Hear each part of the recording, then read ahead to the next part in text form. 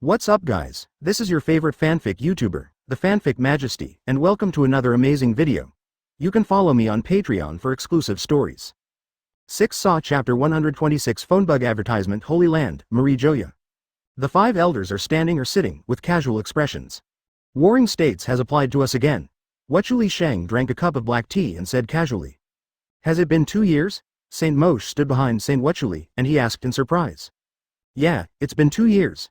Saint Satan sat on the sofa on the far right, holding a scepter in his hand, his face full of disdain. If you ask me, I shouldn't have agreed to him at that time. No matter how much fun they had, it's just a dog we raised. I don't believe that B********* D. Sora would give up the world for a young Marine Fleet Admiral. What do you think of Marine? Saint Wachuli glanced at Saint Satan and asked. Saint Satan smiled and said, what else can we do? A bunch of thorns. Saint Voshuori continued to ask, then do you think the devil fruit should be given to Marine? Saint Satan pondered for a while and said slowly, although they're thorns, there are people after all. Of course we must allocate resources to them. Yes, but have you ever thought that devil fruit will be eaten by some Marines who are not loyal to us, such as Monkey D. Drago? At the mention of this name, the 5 people present felt a little distressed. The fruit given to him was very powerful. So what? Satan Sheng had a vague guess in his heart. People will betray, but weapons will not. Saint Wachuli's eyes shone brightly. As we all know, after the death of a person with devil fruit abilities, the devil fruit in his body will disappear and reappear at a certain angle in the world, waiting for the destined person. This makes it very difficult for us to recycle it, but what if there was a way to keep it from disappearing? Saint Satan exclaimed. You mean, let the weapons eat? Saint Wachuli laughed. Haha, yes, even if a certain Marine betrays him, we can still recycle his weapons. If someone dies, we can also choose someone else to inherit their weapons. Saint Nisholong, who was sitting next to Saint Wachuli, also nodded. I see. In this way, we can save a lot of unnecessary trouble. So you thought of it 2 years ago? Saint Sardan asked. Wachuli Sheng took another sip of black tea and said with a smile. No, it was earlier. I had this idea when I knew that Vegapunk had invented a weapon that could eat devil fruit. You are such a genius, Saint Satan praised, and then he sighed. Alas, it's a pity that only animals can do this. Wachuli reminded. There are also many types of animals. Don't forget that the fruit he wants is a fantasy beast species. Saint Satan's heart was shaken, and he nodded slowly. Yes, but it's really not certain whether the phantom beast species will work. Advertisement. So, we need to experiment. Looking at the entire world, only the world government can come up with a fantasy beast species for experiments. Underwater world, Fishman Island, a certain palace in the Dragon Palace. So you want me to go to G1 now? Yes Karen, Perusalino is already waiting for you at G1? Karen was a little confused. Why so sudden? What, you don't want it anymore? Sengoku said angrily. Since Karen came back, he has reminded the 5 elders whenever he has time that the agreed time has come. These days, he is afraid that the 5 elders will not keep their promise, causing him to lose a lot of hair. Haha, that's not true. I'm looking forward to it. Okay, please hurry up as much as possible, don't let Perusalino wait too long. With that said, Zheng Guo was about to hang up the phone, but Karen quickly stopped him. Etc. What else? Did you say how long you're going to go? Warring States said hesitantly. I don't know. I heard that it is the first time to use a fantasy beast species for experiments. The length of time. It depends on how Vegapunk arranges his time. Okay, Karen sighed and hesitated for a moment. Afraid that he would not have time to deal with the hidden dangers in Marine, he reminded. I need you to keep an eye on a Marine. Who? Warring State's eyes narrowed slightly. Karen said seriously. The student in this elite training camp is named Virgo. What's wrong with him? He's an undercover Marine sent by Doflamingo. Warring States adjusted his sitting posture and his eyes became sharp. Are you sure? Sure, you can try to check his life experience, but I don't think it will be of any use. Karen felt that Doflamingo would not make such a stupid mistake, and Virgo's identity would be completely correct. Sengoku's fingers tapped rhythmically on the table unconsciously, indicating that he was thinking. Okay, I understand. The perspective cuts to Virgo's side. In the medical room of Marine headquarters, after handling the calls from the communication station, Virgo returned to his dormitory and took out a small phone bug from the ceiling of the bathroom. Advertisement, hey, the communication room is not in that direction. Oh well. Feeling Doflamingo's concern, Virgo relaxed his shoulders slightly and hesitantly said, I have integrated into this place, so I should not be exposed. Just when Virgo was about to retort, a Marine suddenly walked in and his eyes lit up when he saw him. After hesitating for a moment, he dialed. When the call was connected, he whispered. Virgo, it turns out you were here. I have been looking for you for a long time. Doflamingo's voice was low, with concern in his tone. How's life in Marine? Has it aroused any suspicion? Yes, I got a call from your home. It seems there's something urgent. What do you want from me? Then, he walked quickly to his dormitory. Joker. No, I don't think I have anything to be jealous of. Should? Doflamingo heard the uncertainty in Virgo's language. You rarely use should. Because I think there should be no problem with my role, but there is something wrong with one person's eyes on me. He has murderous intentions towards me, even if it only lasts for a moment. As an undercover agent, Dover would not take the initiative to contact him unless there was something particularly important. Major General of Marine Headquarters, Kukulo Cullen. Virgo bowed and thanked the Marine in front of him. Thank you. Virgo was taking careful care of Dominic, who was lying on the hospital bed. Oh, thank you. Doflamingo became interested and asked. Virgo asked in confusion. Looking for me? A young Marine pointed at the banana peel on Virgo's face and burst out laughing. The visitor explained. Go and have a look quickly. A low and steady voice came from the other end of the phone, which seemed to be echoing in a closed space. This is normal, because you are good enough. Even in the Marines, there will be people who are very jealous. Haha, Virgo, throw away the banana peel from your face. Ha ha ha, Virgo, I asked you to take care of instructor, not to make fun of you here. Doflamingo did not doubt Virgo's ability at all, he comforted. Who is he? I am Hart. Virgo touched his cheek with his hand and said calmly. I asked why I couldn't find it, but it turned out to be here. Chapter 127 Magic Beans Advertisement. Doflamingo is no stranger to the Marine who challenged him 2 years ago. He once sent people to investigate Karen's background and also tried to take revenge. Karen's background is not difficult to find out, nor is it complicated. Orphan, his hometown was massacred by pirates. Except for Karen herself, there was no one left alive. When Doflamingo saw this scene, he was so angry that he laughed. Then looked down. The only person who can be considered family is the Marine hero, Monkey D. Garp. He himself is the most dazzling star of the new generation in Marine. If he had not died young, his future achievements would have been at least that of a Marine general. Doflamingo looks ugly. How can he take revenge? At that time, he threw a glass over this matter. In the end, he bribed 5 elders and dragged Karen for 2 years. It was originally supposed to be 10 years, but unfortunately the 5 elders were more greedy than imagined. Not only did he fail to fulfill the agreement, but he also extorted a balance of the balance from him. What Doflamingo didn't know was that Karen would even be able to obtain a phantom beast devil fruit 2 years later. Thinking of this, he sighed slightly, because the reason why he contacted Virgo this time was Karen, and for this reason, he even had to expose the layout of his hard-fought operation. After a long silence, Doflamingo spoke again. Are you already a major general? Yes. Doflamingo's expression was uncertain. After a while, he said calmly.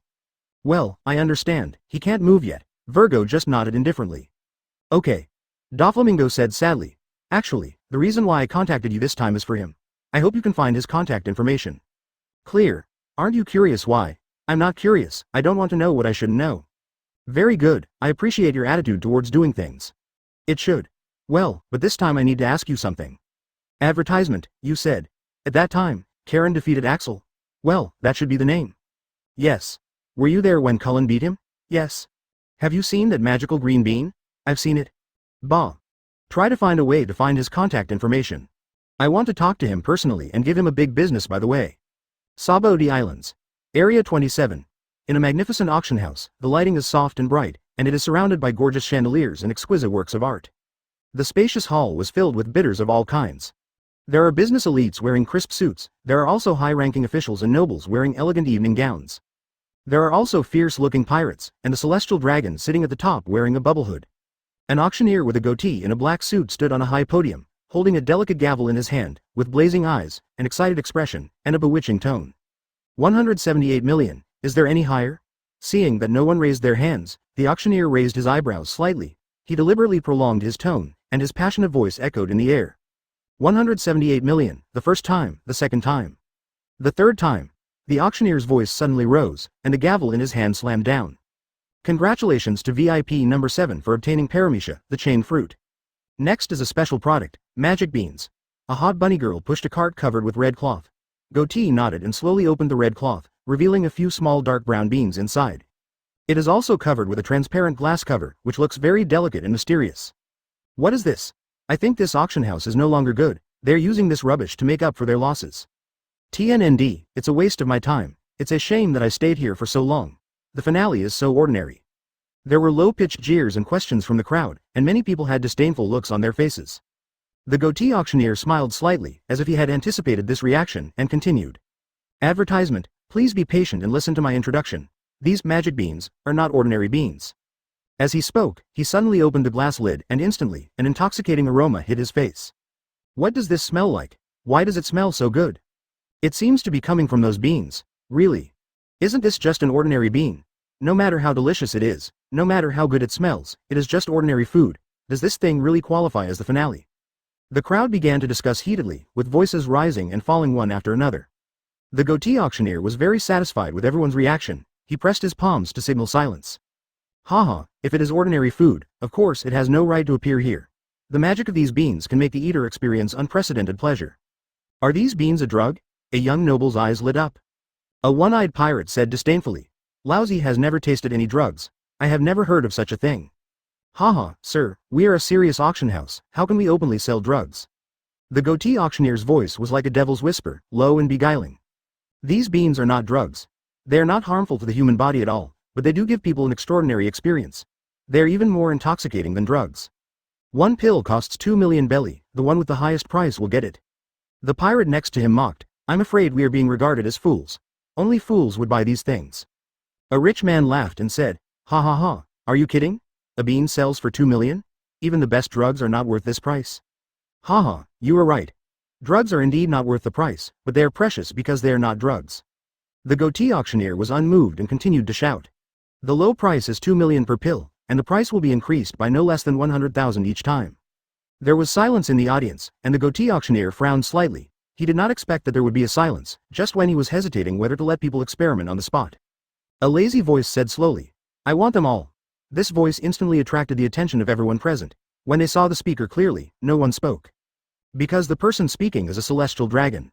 He did not give a specific price, and the goatee auctioneer did not dare to ask. The atmosphere became solemn in an instant, and everyone held their breath and could only stare at the Tianlong man silently. Whether they were wealthy businessmen, nobles, or those fierce pirates, they all felt a kind of oppression from power, making them lower their heads unconsciously. The pirate who spoke earlier was even more ashen-faced now. Kill him. The Tianlong man said calmly, as if he was talking about an insignificant matter. A CP0 wearing a white mask nodded and slowly walked towards the pirate just now. Chapter 128 Ha. Advertisement Karen was lying on the deck chair on the deck, looking comfortable. There is a small table on his right-hand side, with many fresh fruits densely placed on it. On the left-hand side is an exquisite fishing rod. Hey, is it really appropriate for Marine to board our pirate ship? Marco took a piece of fruit from the table and joked with a smile. Haha, anyway, I'm on my way. Whose boat should I take? Or do you want to have a fight? Karen opened her eyes and glanced at Marco. Ahem, I don't know how you practice. Marco scratched his head in embarrassment. He didn't want to face the pressure from his soul again. But Bista beside him was very interested, and he said calmly, if you want to fight, I can accompany you. You? Karen closed his eyes and said leisurely, forget it, after all, you are too short-lived and there is no point in fighting you. Bista. Ding ding. The ringing sound on the fishing rod is crisp and bright. Karen immediately sat up from the recliner and tightened the fishing rod sharply. With a force, a wooden box was thrown up by Karen. Marco and Bista have long been accustomed to strange things. It has been 2 days since Karen boarded the ship and left Fishman Island, and they have been living in peace these days. Karen is out on the deck fishing basically every day. Although I never actually caught a fish, but he can always catch something new that even Marco and Bista have never seen. What is it this time? Marco and Bista were even more curious than Karen. They quickly walked towards the wooden box. Bista lightly chopped it with his blade, and the wooden box instantly fell into pieces and exploded. Is it a book? What content? Well, there are a lot of postures. Karen was no longer calm now. Could it be the secret book of cultivation that he dreams about every day? Or should I say? So he quickly walked over to Marco and snatched the book from his hand. With excitement, I slowly opened it. A line of text came into view. The second National Broadcast Gymnastics for Primary School Students. The Eagle takes off. Okay, it's not a secret book of cultivation after all. Karen was disappointed and put the cheats back into Marco's hands. What's this? Advertisement, Marco asked curiously. Karen looked at Marco and said calmly, the secret to keeping fit. The reason why I last so long is because I practiced this secret when I was a child. Really? Marco looked at it carefully with a look of doubt on his face. Real. Karen stretched himself, threw the fishing rod into the sea again without hanging any bait, and then returned to the lounge chair to close his eyes and relax. Marco carefully placed this secret book in his arms. He planned to study it carefully when he went back. Bulu bulu, the urgent sound of the phone came from Karen. Karen sighed helplessly and connected the phone. Moxie, this is Karen. After waiting for a while and seeing that the person on the other end didn't speak, Karen decisively hung up the phone. Then, the voice of the phone bug came again. Karen smiled disdainfully, with no intention of connecting. Won't you answer? Marco asked. A sneer appeared at the corner of Karen's mouth. Haha, since the other party wants to intimidate me, then I have no choice but to treat him in his own way. The other party knows it's you, but he still dares to do this. I'm afraid he's not easy to offend. Beasta sighed. Karen crossed his hands on his chest, looked at Beasta, and said with a smile. Then do you think I'm easy to mess with? Beasta smiled awkwardly and said nothing.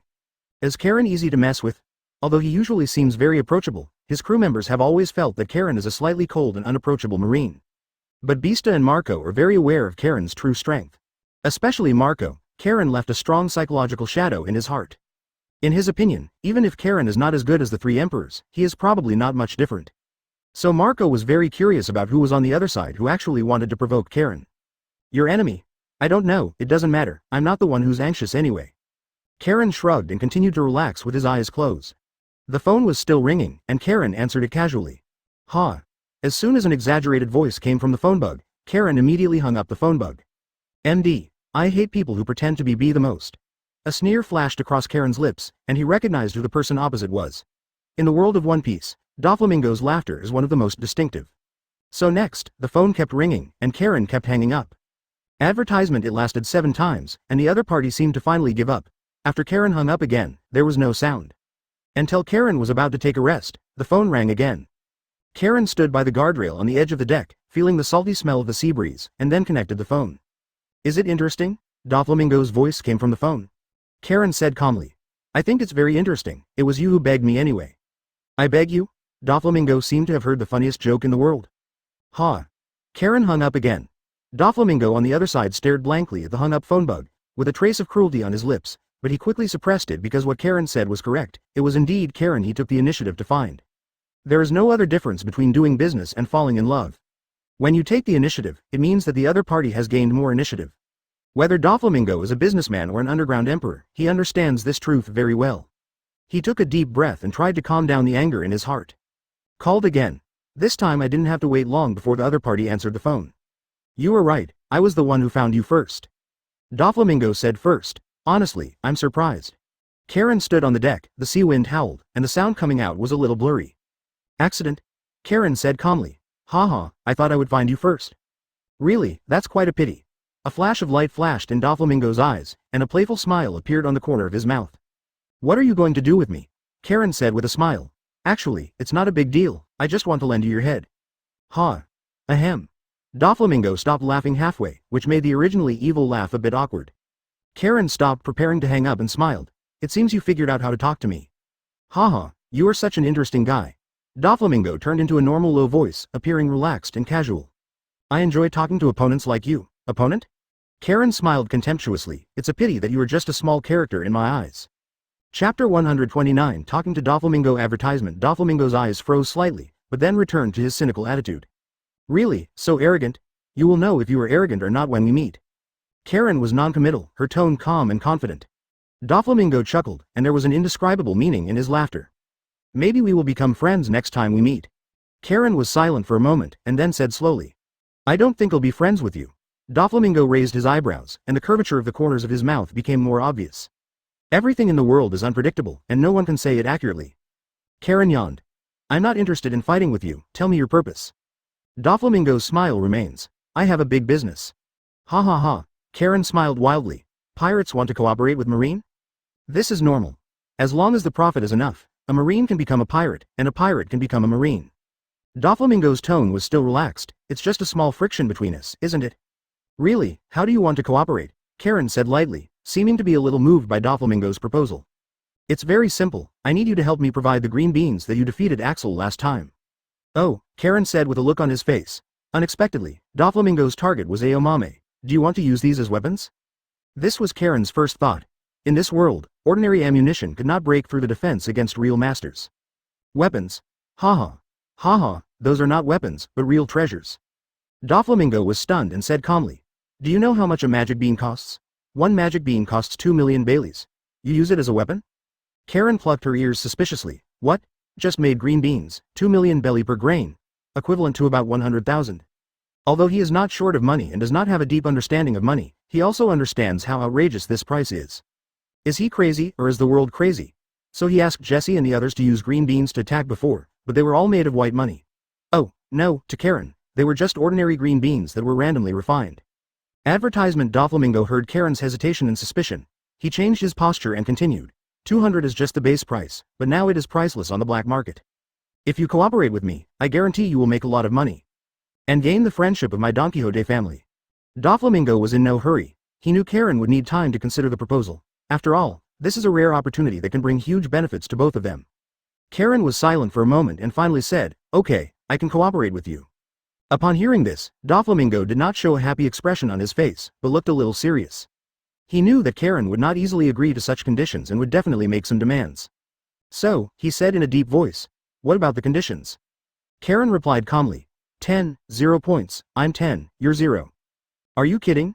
Doflamingo clenched his fists and frowned. The corners of Karen's mouth raised slightly. What do you think? Doflamingo took a deep breath, tried to stay calm, and said slowly.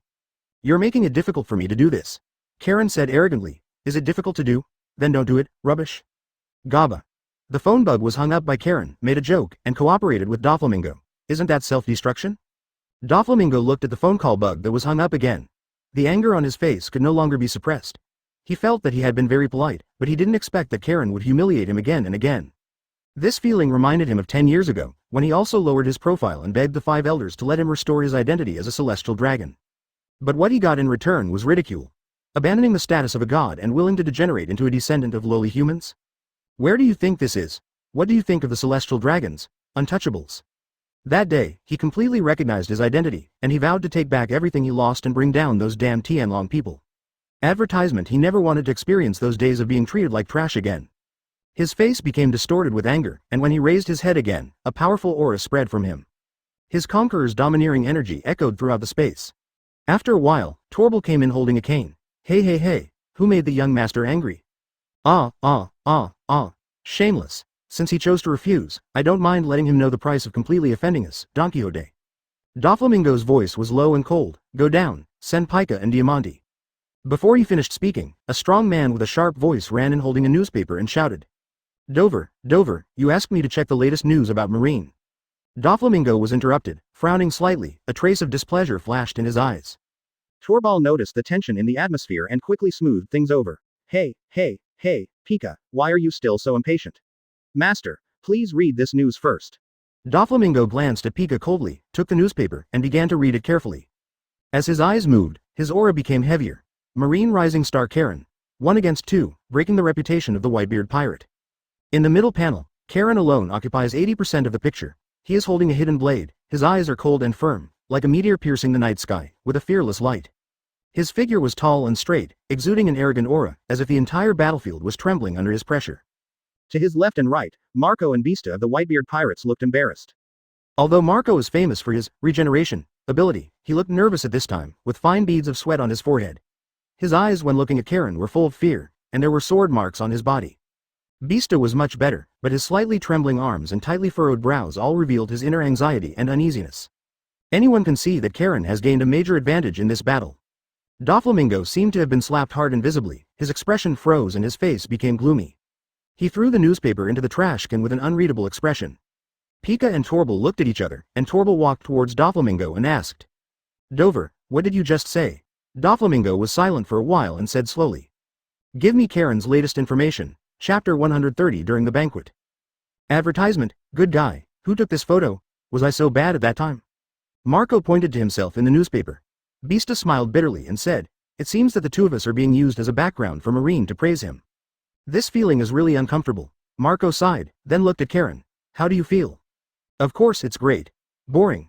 Karen said lightly, seemingly not taking it seriously at all. But I shouted in my heart, let the storm come more violently.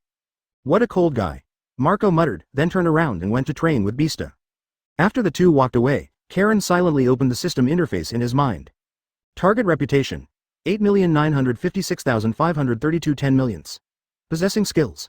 Unparalleled skills, 100% chance of being caught with nothing. Gourmet, fisherman, advertising master. Well, good, the next draw is very close. Karen nodded with satisfaction. If he does something big next, he will be able to win the lottery again. Captain, get ready to go to sea. Marco's crew roared excitedly. The scene at the bottom of the sea is amazing, and they are dazzled by the colorful coral reefs and various marine life. However, as time went by, this sense of novelty was gradually replaced by depressive loneliness. The surrounding waters look particularly dark, making people feel a trace of invisible oppression. In this environment, even old sailors will miss life on the sea. It's no wonder that Fishman Island wants to return to land. Staying here for a long time will really make people crazy. As the boat rises, you can clearly feel that the water above is getting warmer and the view is getting brighter. With a loud noise, the ship broke out of the water, and the coating wrapped around the hull automatically broke apart after traveling a certain distance. Karen understood that this was because he left the Sabodi Islands. Because the bubbles are only suitable for the climate range of the Argentine mangroves, once the bubbles leave the climate range of the Sabodi Islands, the resin component will explode because it cannot fully exert its power. Ha ha ha, real sunshine. Although the bottom of the sea is wonderful, life on the surface is still the most suitable for us. Prepare a banquet, Captain, to celebrate our safe voyage. Banquet. Banquet. Banquet. More and more crew members are conveying their inner joy. As expected of a pirate, he is either at the party or on the way to the party. Advertisement, of course. Marco would not refuse the crew's needs, he loudly said. Let's get the party started. Ho, ho, ho, they shouted with excitement, and then began to get busy in an orderly manner. Some prepared food, some prepared drinks, and some took out various musical instruments. The atmosphere was filled with joy and relaxation. Karen was also infected by the emotions of the Whitebeard pirates. In fact, the duties performed by the Whitebeard pirates in New World are no different from Marine. Maybe even better than Marine. Because of the existence of heavenly gold, this world is cruel. There are many countries that have the strength to pay heavenly gold, but there are even more countries that do not have the strength. Marine will not protect countries that have not paid. In Karen's view, Marine is actually just a larger pirate group. It's just wearing the cloak of justice to attract more young people who are righteous, but in the end, can these young people still maintain their original justice? Karen sighed. He couldn't guarantee it himself. At this time, Marco came to Karen and wanted to pat Karen's shoulder, but finally stopped when he met Karen's cold eyes. How about the atmosphere on our ship? He said with a proud look on his face. You Marines probably don't usually have parties like this. In his perception, Marines are all serious and rigid guys who carry out orders day after day and never seem to know how to enjoy the fun of life. Karen smiled lightly. We are usually busy catching pirates, so we don't have time to do this. He specially emphasized the word, catch pirates. Haha, Marco smiled awkwardly. Don't be so serious. Would you like to come to the banquet together? It will be very lively. Marco extended the invitation. Karen gave him a cold look and said nothing. He thought of the banquet held with Garp in the East China Sea, which was much more lively than on the ship. Marine is also a human being, and of course he will choose to hold a banquet to celebrate when the time is right. I'm going to Marine Branch G1, Karen said calmly. Karen's eyes narrowed slightly, with a hint of threat. I think you should come along, right? We also have a boat. Marco had a bad premonition. Perusalino crossed his legs and looked comfortable and leisurely. What are the consequences? A Marine ensign ran in anxiously without knocking on the door. Advertisement, Marco said casually. Karen smiled faintly, but in Marco's eyes it looked like a devil's smile. I don't want to row a boat with a black knife like Hawkeye, that would be too embarrassing. Lieutenant General. Whoosh, the Whitebeard pirates are attacking. What happened? The flying squirrel realized that something urgent might have happened and stood up immediately. Marco gritted his teeth, his expression uncertain. He put down the newspaper in his hand with a serious expression. Major General Karen should have set off from Fishman Island. Calculating the time, it's almost time. It's so boring. Karen hasn't arrived yet? In the base director's office. Oh, don't worry, I will prepare a boat for you. New World, Marine Branch G1 Fortress. Karen half smiled. What do you think? After all, he and Bista couldn't defeat Karen even if they teamed up. Sitting opposite him was a middle-aged Marine with a mohawk and a mustache. We are pirates. Please respect our profession. Marco smiled bitterly. Do I have a choice? They couldn't defeat Karen alone. If he went to the Marine Branch with Karen, he doubted whether he was leading the team to surrender. He is also a disciple of Zepha. I choose to attend the banquet first. Of course, you can choose not to go. What? This was the next second after he finished speaking. He is the base commander of G1, the Lieutenant General of Marine Headquarters and the Flying Rat. He was holding a peeled banana and his tone was nonchalant. Karen stared into Marco's eyes. I'm the only one. I'm not kidding, it's true, it doesn't matter, I'm Marine, didn't I get on the pirate's ship just like that? Marco's face instantly turned the color of bitter melon. He was not a fool, so he could naturally tell that Karen was threatening him. Chapter 131 G1 Advertisement. Hey, it's so scary. Perusalino slowly stood up from his chair. The flying squirrel glanced at Perusalino, and then asked Marine Ensign. Did Whitebeard come in person? No, it's Phoenix, Marco and Foil, Bista. Huh. Okay, I understand. The flying squirrel breathed a sigh of relief and said with a smile. Let's go together to welcome our new Marine star. This is the best we can do, Marco said to Karen. Now it was less than 2 nautical miles away from G1, and he didn't want to really take Karen to the port of G1. Karen stood up from the recliner and looked at the huge building looming in the distance. Marco smiled and said, "I will find you a small boat." Karen glanced at him coldly, then used her legs to lift up into the air. "I'm looking forward to our next meeting." After leaving these words, Karen stepped on moonwalk and flew towards G1. "This physique is really enviable," Marco muttered. Beasta rolled her eyes at him. "You still have the nerve to say that." "See you again, Karen." As a student of Zephyr, Flying Squirrel is naturally very familiar with Karen. When Karen was still in the training camp, he had fought against Karen as his sparring partner. It's just that Karen was still very weak at that time, but now. The Flying Squirrel thought of the newspaper he had seen earlier, 1 versus 2. He is indeed Mr. ZFA's favorite student, and he is no less impressive than Perusolino. "Hello, Lieutenant General." Karen raised his hand and shook it lightly with the Flying Squirrel. The Flying Squirrel looked Karen up and down, with a smile on his serious expression. "Ha ha ha, I believe you will be promoted to Lieutenant General before long. Maybe your appointment is already on the way." "I'm still far behind, I'm still very young," Karen said modestly. Advertisement. The Flying Squirrel smiled bitterly and said, "You boy, being too modest is not a good thing. We see your ability in our eyes, and it has nothing to do with your age." Karen nodded. "Tot. I heard that the higher-ups are planning to let you take over as G1? Flying Squirrel asked. Karen was a little embarrassed because he knew that Flying Squirrel was now the base commander of G1. "It seems so." The Flying Squirrel suddenly laughed. "Ha ha ha, this is great." Karen smiled speechlessly. "Why, isn't G1 a good place?" The Flying Squirrel touched his nose awkwardly and said hesitantly, "The strategic position of G1 is very important, but it's just too boring. Just like Marine is unwilling to go to war with the 3 emperors, the pirates will not take the initiative to cause trouble for Marine. As the Marine fortress of the New World, G1 does shoulder a heavy responsibility, but now that various forces are restraining each other, it will seem particularly dull." The Flying Squirrel said with a wry smile, "It's a bit boring just staring at the sea every day, waiting for the pirates to make mistakes." After a pause, he said excitedly, "Fortunately, you will take over as G1 next, and now I can finally take the initiative." Karen was stunned. He didn't expect that the situation in G1 would be like this. Will he have to live a retirement life after taking over? He coughed lightly to indicate to the Flying Squirrel that he was still there. "Haha, anyway, thank you for taking my place." The Flying Squirrel returned to its previous serious expression. Karen smiled helplessly. "I haven't taken over yet. By the way, where is Lieutenant General Perusolino? He should have been here long ago." As the fastest man in One Piece, Perusolino has a very laid-back personality. Of course. Perusolino stretched and walked over slowly. "Hello, Lieutenant General." Karen smiled. "Hey, Karen, you have changed so much." Perusolino said calmly. Karen joked, "Lieutenant General Perusolino has not changed much." "Oh, things have changed a lot. I am no longer your opponent." Perusolino has his unique tone, slow and casual. "Just kidding." This is not Karen's modesty. He feels that he is really not Perusolino's opponent now. According to the experience in the plot, Perusolino and Marco had faced each other during the War on the Top, and Marco's performance was also very impressive, worthy of the reputation of the white-bearded Emperor's deputy. In the battle with Karen, Marco was defeated quickly, but this did not mean that Karen had the power to defeat Perusolino. That's all because of Gourmet's natural suppression of animals. Advertisement. Although Perusolino's codename is Kizaru, he is not an animal. "When are you ready to leave?" Karen asked. "Well, I'm really impatient." Perusolino pondered and made a decision. "Let's do it now, otherwise that Sengoku guy will be verbose again." "Okay." Karen nodded. He had long wanted to see the most powerful scientist in the world. Pung. Karen kicked the wooden box he caught into pieces. A round fruit with a spiral pattern rolled out. Karen's eyes lit up. Is this a devil fruit? At this moment, he felt tears filling his eyes. After so many years of obtaining the fishing man, I finally obtained something of real value. Hey, I really suspect that you are not the fruit of words, but the fruit of fishing. Perusolino held a pack of spicy strips and said in a sinister tone. Is there such a strange fruit? It's even more outrageous than my fruit of words. Karen smiled lightly and said, Is there a devil fruit illustrated book here? Of course, it's in the captain's cabin.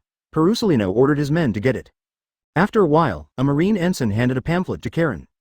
I heard that devil fruits can choose their masters, but I don't know what kind of fruit this is. Karen was looking forward to it. There are many strange devil fruits in this world, and the devil fruit illustrated book will only record some devil fruits that have appeared before. So when Karen made up the story that his powers came from the fruit of words, Zephyr didn't have much doubt. Karen looked through the illustrated book carefully and finally found a pattern similar to this fruit in the animal column. Animal system rat fruit hamster form. Karen looked at the fruit blankly. So the fruit I chose was a hamster? MD, it doesn't matter if it's not Logia, even the animal type is the most common. What's the use of hamsters? Can they bite people to death? What kind of fruit is it? Perusolino asked curiously. Karen said helplessly, Hamster, rat me. Chapter 132 Defense King. Advertisement. After driving on the sea for more than a month, when it was getting dark, a small island came into view. The green trees and golden beaches are full of vitality, like a treasure house of life. It is Punk Hazard, also known as Banker's Zone. It was the place chosen by the world government for Vegapunk to conduct experiments. This island is special because it is a non-magnetic island. When sailing on the Great Line, since the magnetic field of the islands in the channel will interfere with the operation of the compass, it is necessary to rely on the recording pointer to find the correct sailing direction. In New World, because the magnetic field changes, 3 compass recording pointers are derived, which can point to 3 islands at the same time. Then navigate according to the guidance of the pointer. Since Punk Hazard is a non-magnetic island, even 3 pointers cannot clearly point out its location. This is in line with the needs of the world government, so they chose this place. It's finally here. Karen stood on the deck of the 2nd floor and stretched. By the time Karen followed Perusalino onto Punk Hazard, it was completely dark. The current Punk Hazard has not experienced the destruction of Caesar Current's poisonous gas, nor has he experienced the shocking battle that followed. The scene on the island is very beautiful, the rich ecology is dizzying, and the green trees are like natural barriers, seeming to isolate the hustle and bustle of the outside world behind you. If you ignore the fire dragon in the sky, this place is simply a paradise. Roar. The huge roar of the fire dragon echoed in the night sky, breaking the tranquility of the island. It flapped its huge wings, carrying a gust of wind and hot air, and landed steadily in front of Karen and Perusalino, its eyes flashing with blazing light, exuding suffocating pressure. Then a blazing ball of fire began to form in his mouth. Hey, it's really scary. When did Vegapunk come up with such a thing? Perusalino's exaggerated tone left Karen speechless for a moment. I didn't expect this fire dragon to appear so early. Dragons are symbols of strength in both the East and the West. It's a pity that the one in front of me is only in shape. Because he is an artificial creature created by Vegapunk to guard the island. In the early days, he was favored by the celestial dragons and became the celestial dragon's pet, but later he came back for some unknown reason. He first experienced a gas explosion on the island, and then survived the aftermath of the battle between Akainu and Aokiji. In the end, he was eaten by Luffy and his gang. I heard it's delicious. Advertisement. Thinking of this, Karen glanced at the fire dragon with interest. It was this glance that turned the originally arrogant fire dragon into a wilted eggplant. The fireball that was about to burst out was swallowed by it. Then its eyes and ears began to burst into flames. Its expression was distorted with pain, but it did not dare to make any sound. At the same time, its whole body was trembling uncontrollably, its legs weakened and it crawled in front of Karen, its eyes revealing fear and uneasiness. The huge head looked particularly majestic compared to Karen's figure, but at this time the fire dragon looked extremely fragile, like a little rabbit being targeted by a hunter. Perusalino looked at Karen in surprise. Of course he could see that the fire dragon in front of him changed his attitude because of Karen. It's really interesting how you can make it so scared even though you haven't done anything. Perusalino quipped. Maybe it's not because of me. Karen smiled and then changed the subject. It doesn't seem to know you. It should have been researched while I was away. I heard Vegapunk mention this experiment, and it seems to have been successful. Perusalino said with a half smile, it's just that it didn't seem to be that successful. Karen smiled and said, for the vast majority of ordinary people, it is already considered a success. Ordinary people can't get to this place. At this time, a slightly childish voice came from the dense forest in the distance. The owner of the speaking voice is large and stocky. His face and hairstyle resemble that of a girl. There's a slit on the left side of his face from the eye to the corner of his mouth. He wears a red bellyband on his upper body and carries a giant axe that matches his figure on his shoulders. When he saw Perusalino, he greeted happily, old man, you are so slow to come. Perusalino said casually, G1 is quite far away from here, Zon Momomaru. Zon Taowin shook his head helplessly, then he looked at Karen and smiled excitedly. I know you, Kukulo Cullen, the most dazzling star in Marine headquarters. Karen looked at Zon Momomaru with a puzzled expression. Zon Taowin took out a newspaper, and in the middle of the page was Karen's photo. When he was a child, he was abandoned by the villagers because of his rudeness. Perusalino and Vegapunk met him when they were helping the villagers avoid a bear attack. At that time, Zon Momomaru was using sumo wrestling to knock down the bears. Bergabank was attracted by his strength and decided to hire Zon Momomaru as his bodyguard to take him away from the days of hunger and cold. Since coming to this place, due to the special nature of his work, he has been unable to communicate with the outside world. He usually reads newspapers to relieve his inner loneliness.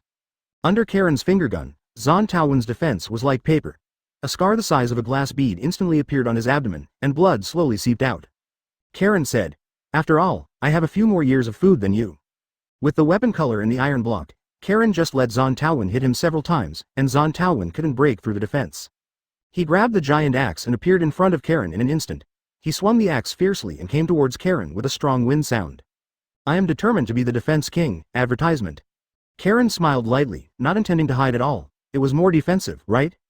Are you waiting for me? Immediately afterwards, he exerted force with his left hand, as fast as lightning. Perusalino sighed and interjected. This was Karen's intention to hold back. After all, he came here to gain Vegapunk's friendship, and he would not seriously injure Zon Momomaru. The corner of Karen's mouth twitched, and she couldn't laugh or cry at Zon Taowen's brain circuit. Karen cursed secretly in her mind. Karen chuckled and said, "Do we still want to compete? Every time after fighting with the old man, he always says that I am not as good as you." Zon Taowen continued. "I have wanted to compete with you for a long time. I heard that you are not even a few years older than me. Come on, let me see your power." Karen glanced at Perusalino in surprise, not expecting him to think so highly of himself. Zon Momoan didn't give Karen time to refuse. "But when it comes to eating, you really are no match. You are said to be the most powerful young man in Marine." Zon Momomaru put down the giant axe in his hand, and with a bang, the heavy axe fell to the ground, making a hole inside. "The strongest defense?" Zon Taowen said. "Get to know me. I am the man with the strongest defense in the world, Zon Taowen." "Yes, I have heard the old man mention you a long time ago. What a vibrant young man. Is this what I mean? You're here. I can't wait any longer." Zon Taowen staggered a few steps and murmured. "How is it possible? You are so much stronger than me." Zon Taowen was a little dissatisfied and muttered. "Maybe you are stronger than me, but your food must not be as much as mine." Finger gun Dawang prisoner's finger. No more competition, no more competition. Zon Taowen is not a fool. How can they compete with such a huge difference in strength? He is very confident in his defense. "Okay, Zon Momomaru, take us to see Vegapunk." "Hello, Zon Momomaru. I didn't even say that I am the most defensive man, but you are more confident than me. Is this being treated as someone else's child? Iron Block and Golden Bell?" Karen asked curiously. "Oh, what did you mention about me?" Chapter 133 Vegapunk Advertisement. "Let's go."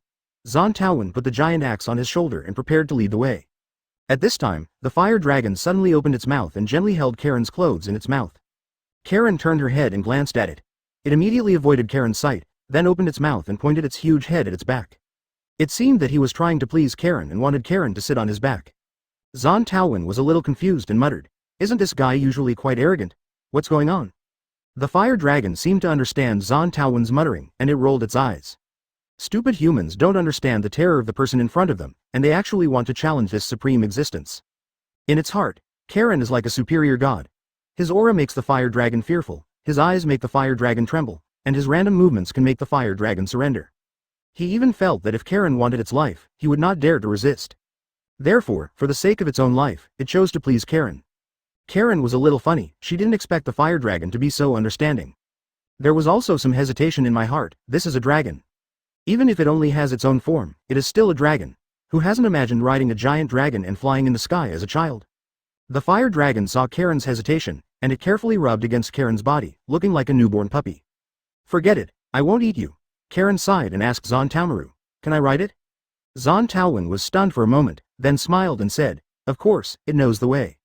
Karen nodded to Perusalino, and then the three of them climbed onto the back of the huge dragon.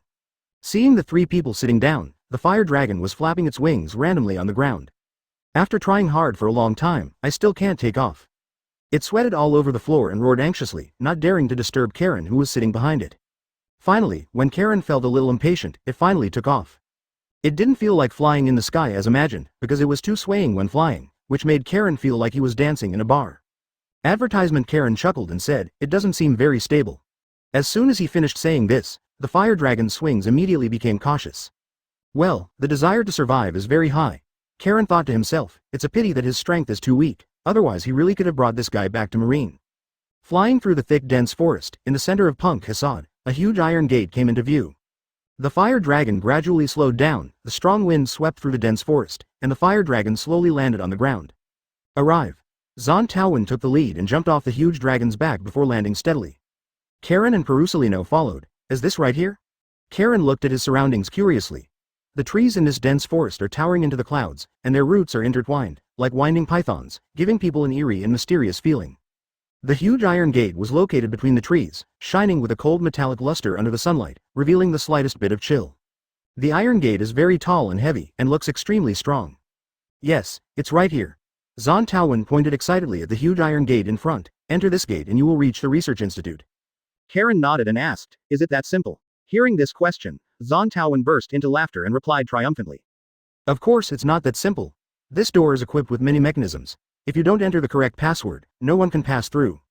So what is the password? Karen asked curiously. Zon Taowen looked at Karen warily and said triumphantly, I have no obligation to answer your question. I am the most breathless man in the world. I will never tell you the password is 0809. Okay. Karen silently wrote down the password in his mind. Poor Salino shook his head, then walked to the big iron door and entered the password. With a rumble, the door was slowly raised. The walls of the institute shone with a cold blue light. Karen looked around and saw many robots busy carrying equipment, sorting data, or performing analysis in front of large screens. This atmosphere made Karen feel like he had traveled through time again. Following closely behind Perusalino and Zon Momomaru, he felt excited and nervous at the same time. Advertisement. This is where we want to go. After passing several corners, the three finally arrived at the door of a huge laboratory. The door was embedded with a high-tech fingerprint recognition device. Perusalino easily put his finger on it, and the door opened with a click, and they were greeted by a bright space. The interior of the laboratory is filled with various equipment, with a huge computer in the center and various instruments and experimental materials placed around it. The walls are covered with display screens, updating various data and experimental results in real time. It is worthy of being a laboratory that is 500 years ahead of today's technology. Karen sighed in his heart. At this moment, he felt as if he was in a scene from a science fiction movie. What he saw shocked and intrigued him. At this moment, a little old man who looked very similar to Einstein walked up to everyone. He has a huge head on his head, with a huge tongue hanging out of his mouth and extending to his abdomen, which looks a bit funny. If he hadn't been wearing a white research coat, it would be difficult to connect him with scientists who are 500 years beyond human intelligence. Welcome to my institute. Vegapunk smiled and stretched out his hand. Karen also reached out and shook Vegapunk lightly. Nice to meet you, Doctor. I have heard your name a long time ago. Vegapunk smiled slightly, his eyes shining with wisdom. Karen was a little surprised. He smiled and said, Is it because of the newspaper? Vegapunk asked in confusion. What newspaper? It seems not. Zon Momomaru on the side handed the newspaper with Karen's photo to Vegapunk. Vegapunk took the newspaper and read it carefully, then raised his head. I know the Whitebeard Pirates, which is a very prestigious pirate group in the New World. I didn't expect you to defeat two of them, a captain. It's a fluke, Karen said modestly, and then asked, If it's not because of this newspaper, how do you know about me? Vegapunk did not answer Karen's question, but talked about other things. It's not important, Karen, our two ideas are consistent. Ah, what? I don't remember talking about ideals with you. Seeing that Karen was still a little confused, Vegapunk couldn't help but remind. For world peace. Chapter 134 Books Advertisement. Hearing these words, Karen couldn't help but feel a trace of doubt in her heart, followed by a flash of light. A name he had almost forgotten suddenly came to mind. Monkey D. Dorag, because he had only said this to Dorag. I almost forgot that Vegapunk and Drago were old friends. Karen immediately said seriously, for world peace. Zon Taomaru on the side couldn't help but mutter. What kind of riddles are you playing? Perusalino, on the other hand, seemed to have heard nothing and just found a chair to sit on, crossing his legs with a relaxed expression. Ha ha ha. Karen and Vegapunk burst out laughing in unison, their laughter full of tacit understanding. Afterwards, Vegapunk said impatiently, Okay, Karen, come and see my latest invention. At this time, he seemed to have turned into a child who was eager to show his beloved toy to others, completely lacking the composure that a scientist should have on weekdays. Don't worry, Doctor, I have a gift for you. Karen smiled mysteriously. In order to gain Vegapunk's friendship, he had prepared a lot of good things. Thank you, Karen. Although Vegapunk didn't think Karen would bring him any surprises, he still showed an expectant look. Karen took out a small box and opened it slowly. Inside are several thick books. Physics, biology, chemistry. There are 9 books in total, and underneath the names of the books are clearly marked, People's Education Press and Junior High School. This was naturally caught by Karen fishing. As for whether Vegapunk can understand it, Karen is not worried, because it may be affected by the rules of this world. All text will be automatically converted into understandable text when it comes to this place. There is a school in the world of One Piece, but the technology in this world is very crooked. Let's call it advanced technology, but there are no airplanes, and they even use ball cannons. Let's say it is technologically backward, but it can also create war machines like pacifists, and laser weapons have even been used in the military. Advertisement. It can be said that each island has its own technology, some are very developed, some are still in ancient times, but overall they're backward. In this world, high technology is basically linked to Vegapunk. Karen didn't know whether Vegapunk had received an education or whether these books were to his liking. Vegapunk flipped through it casually a few times, and his original casual attitude gradually became focused. This is so much fun, I didn't expect it to be like this. The people who wrote these books are geniuses. Vegapunk kept lamenting that because he is a user with Paramecia brain fruit ability, he can read very fast, and it is no exaggeration to use 10 lines at a glance on him. The atmosphere became quiet, and neither Karen nor Zon Momomaru disturbed the reading of Vegapunk. Instead, he carefully came to the Karakura chair next to Perusalino with a tacit understanding. As soon as he sat down, a small robotic arm stretched out from the wall, and a screen appeared in front of Karen with a variety of drinks on it. Karen ordered a cup of cold drink, and after a while, the robotic arm took out a cup and handed it to Karen. Karen picked it up and took a sip. Well, it's just ordinary Liangbaikai. After waiting for more than half an hour, Vegapunk finished reading these books. I don't know if it was Karen's illusion, but he felt that Vegapunk's head was a little bigger.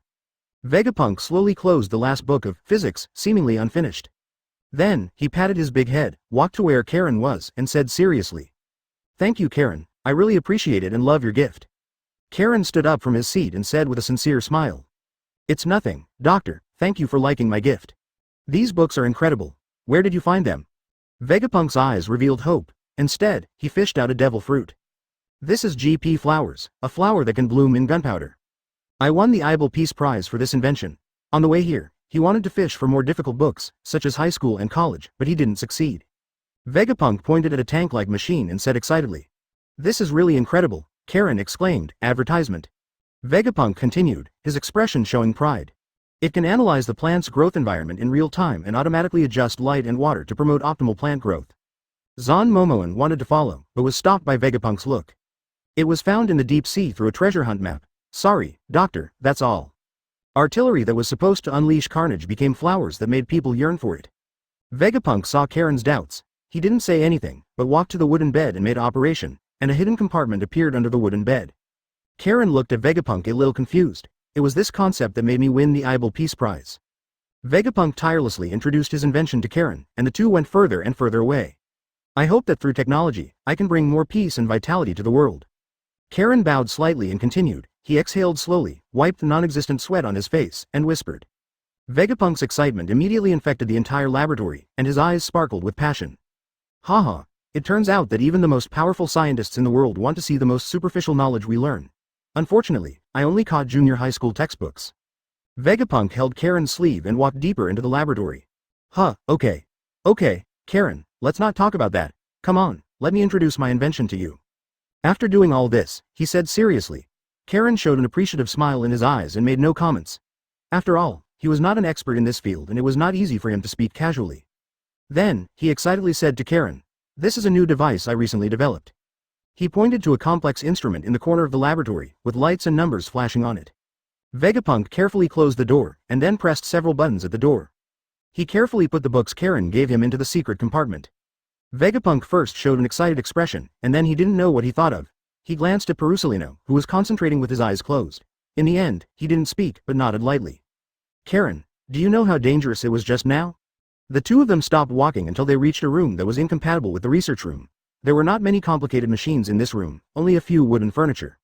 "This is my resting place. I have blocked all signal sources around me. I'll give it to you when I find it next time." Chapter 135 Steel Machine. Advertisement. Was it dangerous just now?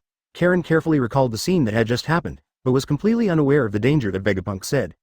Seeing that Karen really couldn't think of anything, Vegapunk sighed and asked in a low voice. "Do you know the history of Void Century?" The Void Century can be said to be the most mysterious part of the pirate world. There is almost no documentation or evidence to trace the truth of that period. Of course I know, this is the biggest pitfall in One Piece. In the future, you will control the audience for half a year just to break the news, and in the end, you will only announce a little bit of news. Thinking of this, Karen looked at Vegapunk with a bit of resentment. He had been waiting for a long time, thinking that he would announce something, but it turned out that it couldn't be said that there was nothing. It could only be said that there was not much qualitative content at all. Karen nodded and replied, "I know a little bit." Of course, Vegapunk didn't know that Karen was secretly cricketing him. He asked seriously, "How much do you know?" "I only know that the world government does not allow anyone to access our archaeological information from that era." Karen chose the common perception in the world. Vegapunk took a long breath and patted his chest. "That's good. Fortunately, you don't know much." His expression was both happy and a little sad. Karen guessed that he might be thinking of his friend, Dr. Clover.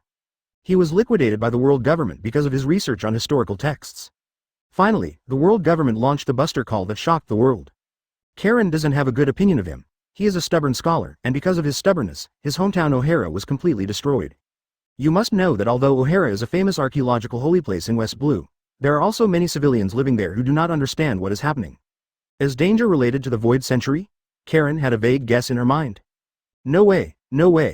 Vegapunk had a complicated expression and lowered his voice. I suspect that the book you gave me is the product of historical blank 100. Sure enough, I was misunderstood. Karen matched Vegapunk's expression and pretended to become alert. How is this possible? Ahem, it's just a speculation on my part, it may not be true. Vegapunk coughed slightly and said with a slight twinkle in his eyes. Advertisement, however, despite what he said, the vigilant look on his face betrayed his true inner thoughts. Obviously, he has a very high degree of confidence in this speculation, and can even be said to be convinced. You know what? In those books you gave me, whether they are scientists, inventors, physicists, or famous people in other fields, I haven't heard of any of their names. This is really strange. Vegapunk frowned, and there was a hint of doubt and uneasiness in his tone. It's a good thing you haven't heard of it, otherwise I would suspect that you are my fellow countrymen. Karen secretly cursed in his heart, but remained calm on the surface. He planned to cooperate with Vegapunk.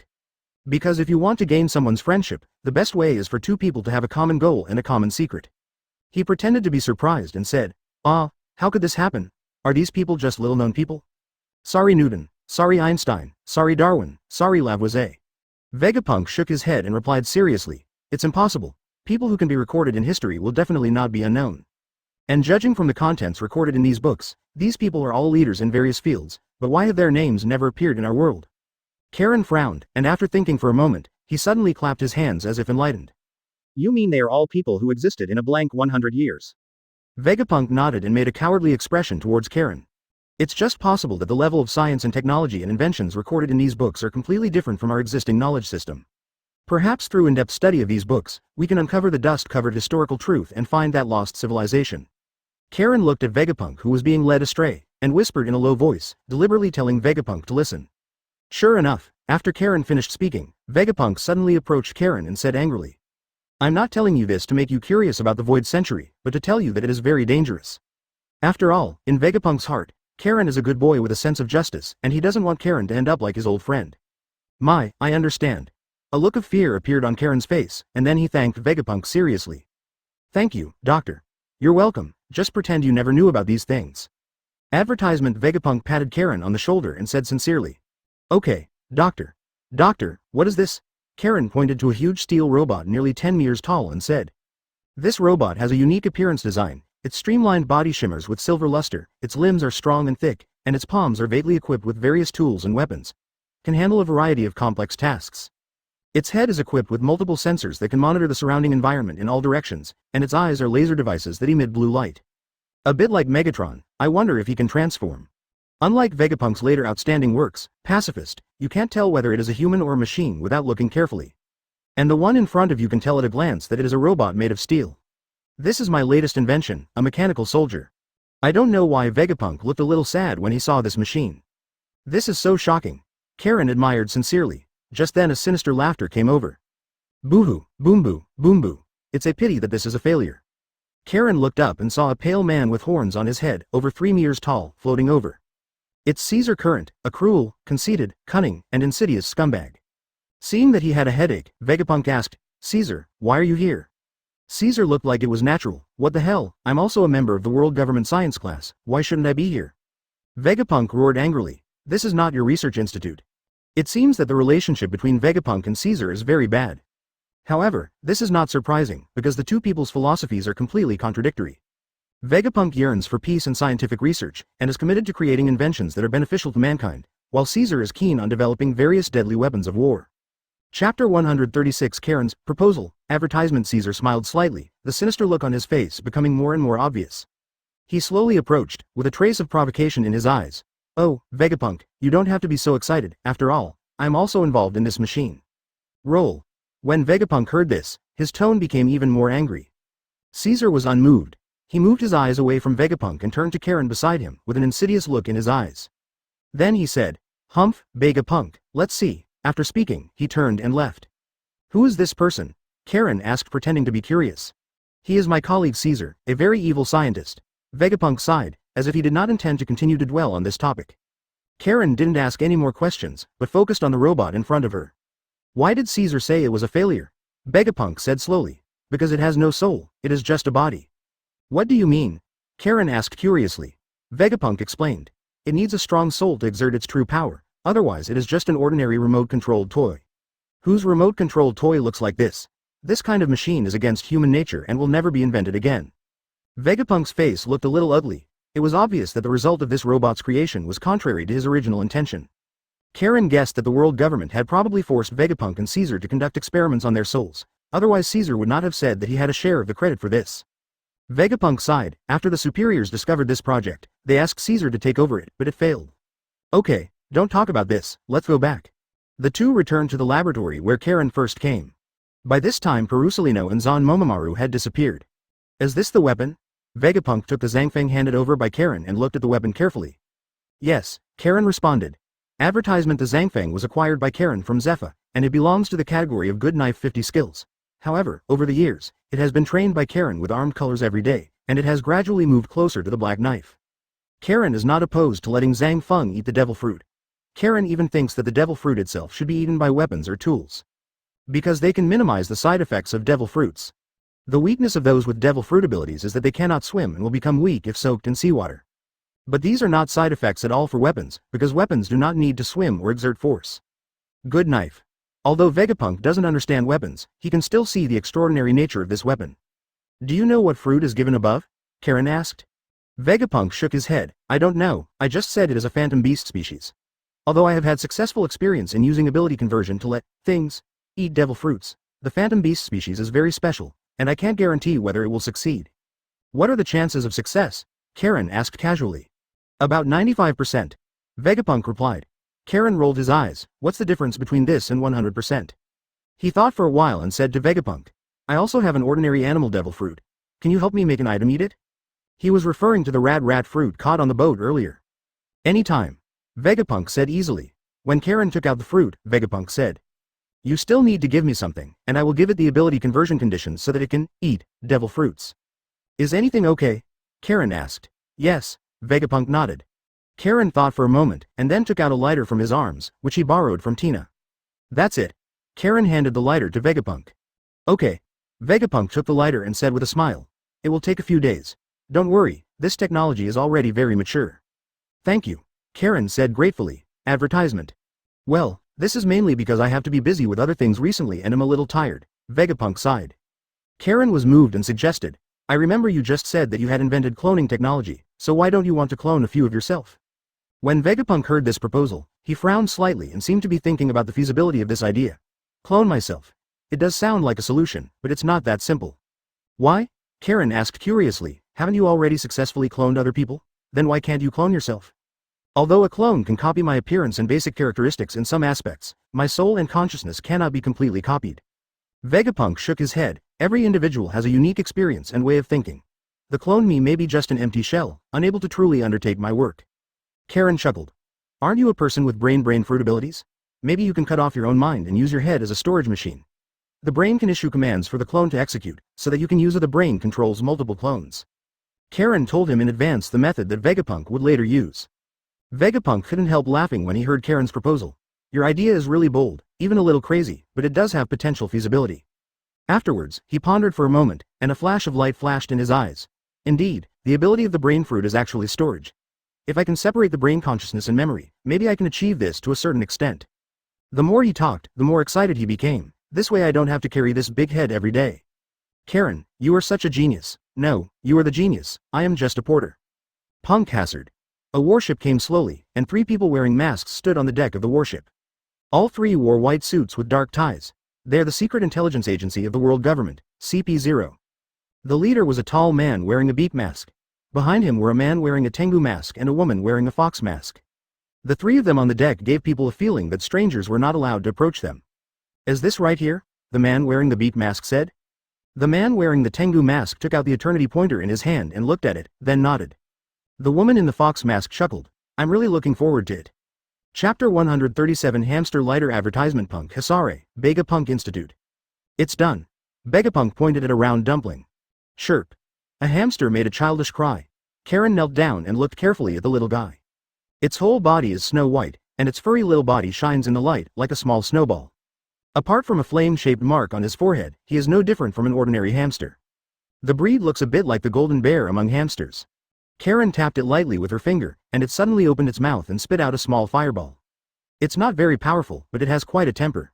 It seems that it also incorporates the characteristics of a lighter. Karen knows that animals usually have 3 forms, namely human form, beast form and human animal form.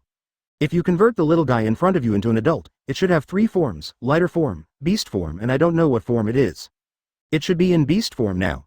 Karen looked at Vegapunk and asked. How can I make him become what he is? Vegapunk smiled and said, it depends on its will. After all, it is the one who gained the ability. Karen was speechless, ignoring that his lighter now had its own thoughts. Whether he could listen to him or not, he still needed to cultivate his own feelings later. But this doesn't bother Karen. As for raising a pet, he has a lot of delicious food, so I don't believe that I can't conquer it. If you can't buy it with food, then, Karen's eyes flashed. The hamster, which was still confused at first, suddenly weighted down on all fours. Its body became extremely stiff, as if it had completely lost its vitality. Dead? Karen was slightly startled. A look of surprise flashed in his eyes, but he soon regained his composure, and even had a smile on his lips. Advertisement Vegapunk on the side stared at Karen with wide eyes and asked with confusion, what on earth did you do to it? Why did it suddenly pretend to be dead? Facing Vegapunk's question, Karen spread his hands innocently and said calmly. I just glanced at it. After saying that, he pretended to be confused and murmured. Do you think this hamster is very timid? Vegapunk frowned slightly and fell into deep thought. After a moment, he slowly explained. Generally speaking, when encountering danger, hamsters will choose to pretend to be dead to avoid enemy attacks. This behavior can confuse predators and make them mistakenly think that the hamster is dead, so they give up, attack. However, it is not common for hamsters to play dead, and they usually only do this when facing a great threat. In most cases, they prefer to instinctively flee from danger, so, what happened just now that made it take the most extreme response? Karen looked at the stiff hamster in front of him, raised the corners of his mouth slightly, and then stretched out his right index finger to gently tap its head. However, the moment he touched the hamster, the dead hamster suddenly transformed into its original lighter form. Karen found it a little funny. I didn't expect that gourmet's skills are so useful. For animals, they can explode just by looking at them. Karen picked up the lighter with interest and looked at it carefully. He even lit a cigarette. Well, it seems there is no other difference from before. Vegapunk is still struggling with the scene just now. Because he is not an animal type, he cannot feel the pressure that Karen just swept away. What happened? Did something go wrong in this experiment? Karen put the lighter into his jacket pocket, then cleared his throat and let out a crisp cough. You also want to become stronger. His bonus to Karen's combat power is almost negligible. It roared, the hot air twisted around it, and the fireball in its mouth was slowly condensing. The fire dragon roared angrily, and the fireball in its mouth expanded instantly. However, just as the fireball was about to erupt, the Tengu man punched it on the huge cheek. A huge scream resounded throughout the world, causing all the animals and birds in the dense forest to flee in all directions. Roar! Vegapunk patted Karen on the shoulder, turned and left. In short, this is the shortcoming of this technology. If a tool has its own consciousness, it means that you will not be able to control it well. You need to spend time building emotion and trust with it. Unfortunately, it neither speaks nor responds. Advertisement. Brute. Karen pulled out the Zhang Feng and examined it carefully. Beast. Go to hell. Sabo can pick up any water pipe and use it as a huge water pipe. The fire dragon's roar was mixed with pain and anger, and its entire body struggled violently on the ground, causing the surrounding trees to shake like grass. But now, Zhang Feng is just a tool that is 100% used by Karen. Then, Vegapunk reminded. Karen smiled slightly and joked in a relaxed tone. It doesn't matter, aren't all people who do scientific research like this? They are always full of infinite curiosity and exploration spirit for unknown things. Karen whispered to Zhang Feng. The pitch-black blade looked particularly mysterious under the light, and a sharp cold light shone from the edge of the blade. He had no intention of dodge. Instead, he jumped into the air and appeared again at the mouth of the fire dragon. The fire dragon was lying on the ground in pain, with a large blood stain dripping from its front paws. Its eyes were fixed on the 3 masked people in front of it. The Tengu man landed on the fire dragon's head, a trace of cruelty flashed in his eyes. The sound broke the silence in the room and awakened Vegapunk from his meditation. So you'd better think carefully about whether you want your weapon to eat devil fruit or not. The man wearing the Tengu mask shouted lowly, with some blood still dripping from his right hand. After all, everything can be hacked, in the jungle of Punk Hasad. The Tengu man sneered disdainfully, it's a small trick. Karen was silent for a minute and said slowly, I will, doctor. Vegapunk was awakened, and he smiled awkwardly, sorry, it's my old habit. Roar. Vegapunk nodded sheepishly. In the original setting, the famous sword is still very powerful, but as the version is constantly updated, because the blade can be tempered with armed colors, the famous sword gradually becomes an accessory for swordsmen.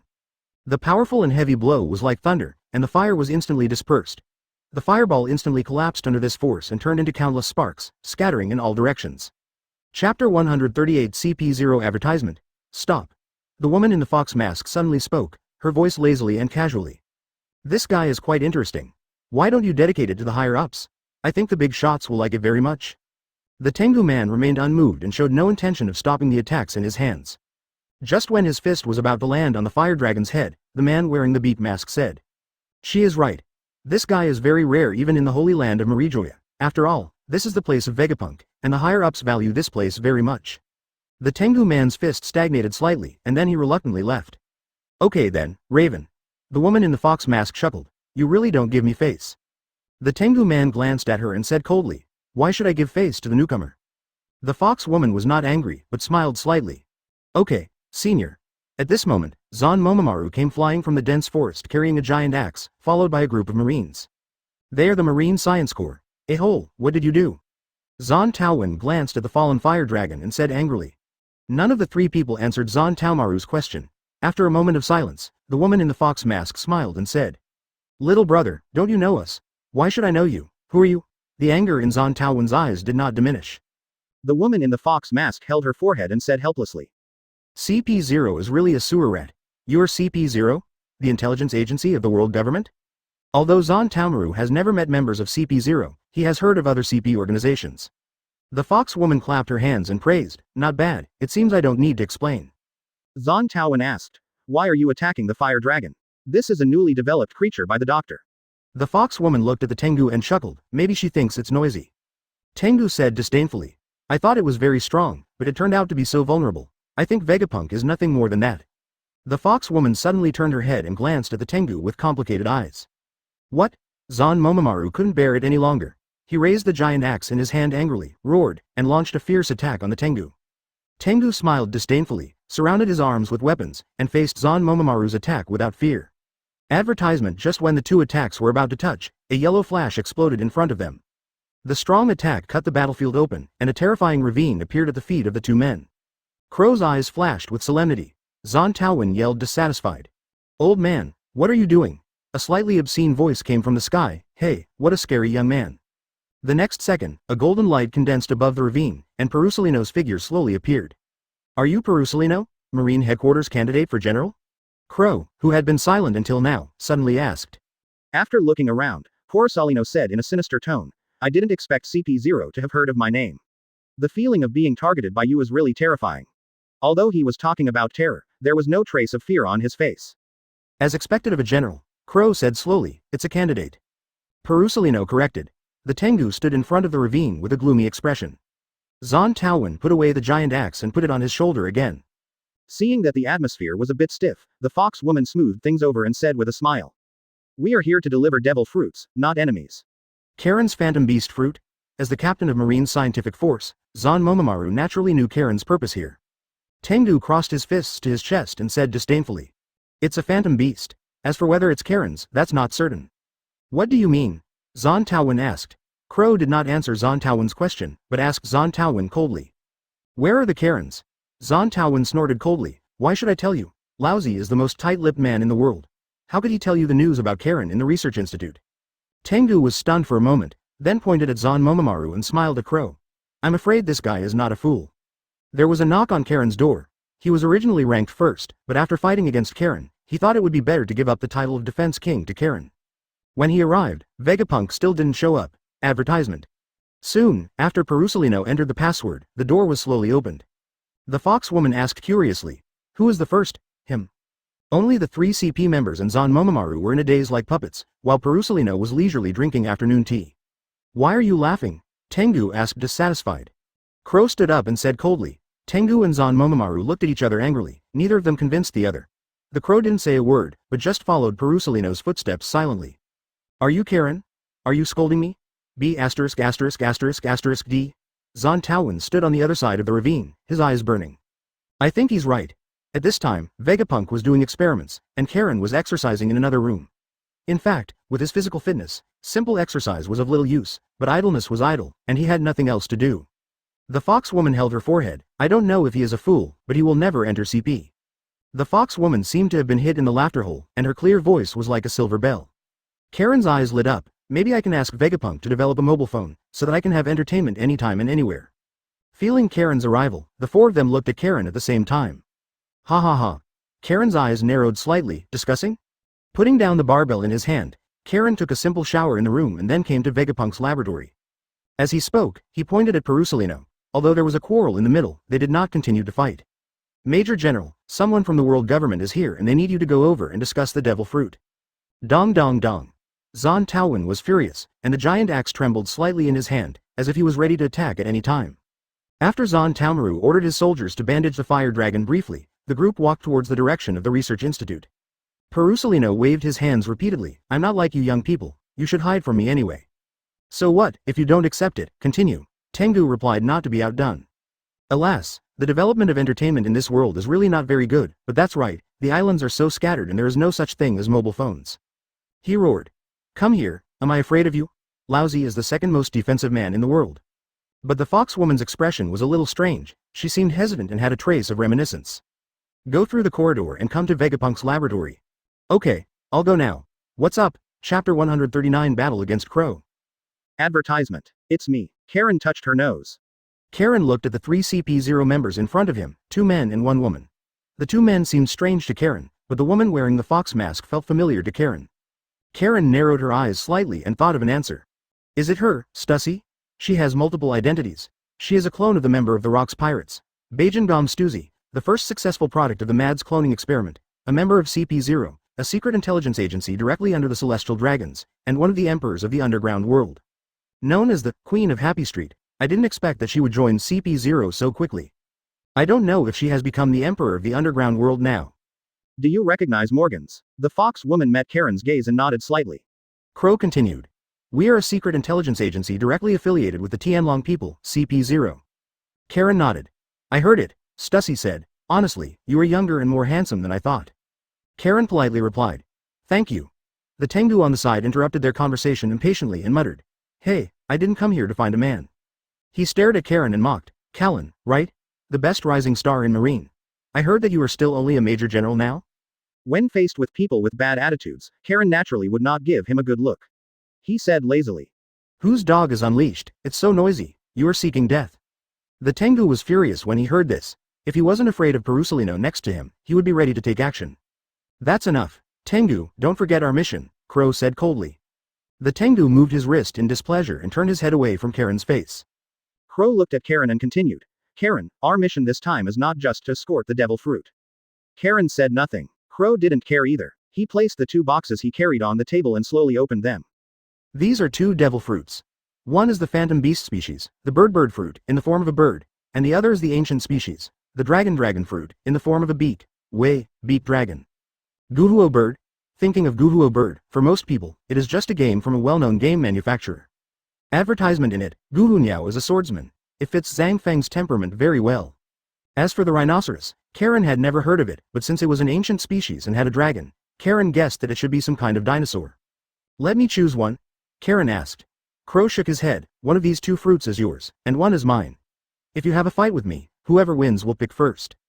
Karen frowned. She didn't expect the 5 elders to do such a thing at the last minute. Haha, you're stupid. Crow is the most powerful person in our CP0. The Tengu on the side said happily. Really? Karen said noncommittally. In a duel with him, Cullen is invincible unless the opponent has Conqueror's and Logia abilities. Karen said slowly. Okay, now? Anytime. The atmosphere in the dense forest of Punk Hassad was extremely tense. Karen and Crow stood opposite each other, their eyes meeting in the air, as if sparks could fly. A lot of people gathered around, and basically all the boring guys came to watch the fun. Only the scientists who were concentrating on experiments did not come. Zon Momomaru led his troops and stood on one side with Perusalino, and on the other side were Tengu and Stussy. Karen pulled out the Tibetan Feng, a cold look flashed in his eyes. He knew that the members of the CP organization were all 6 style masters, and as CP0 Crow was the best among them, so he must have a superb mastery of the 6 styles.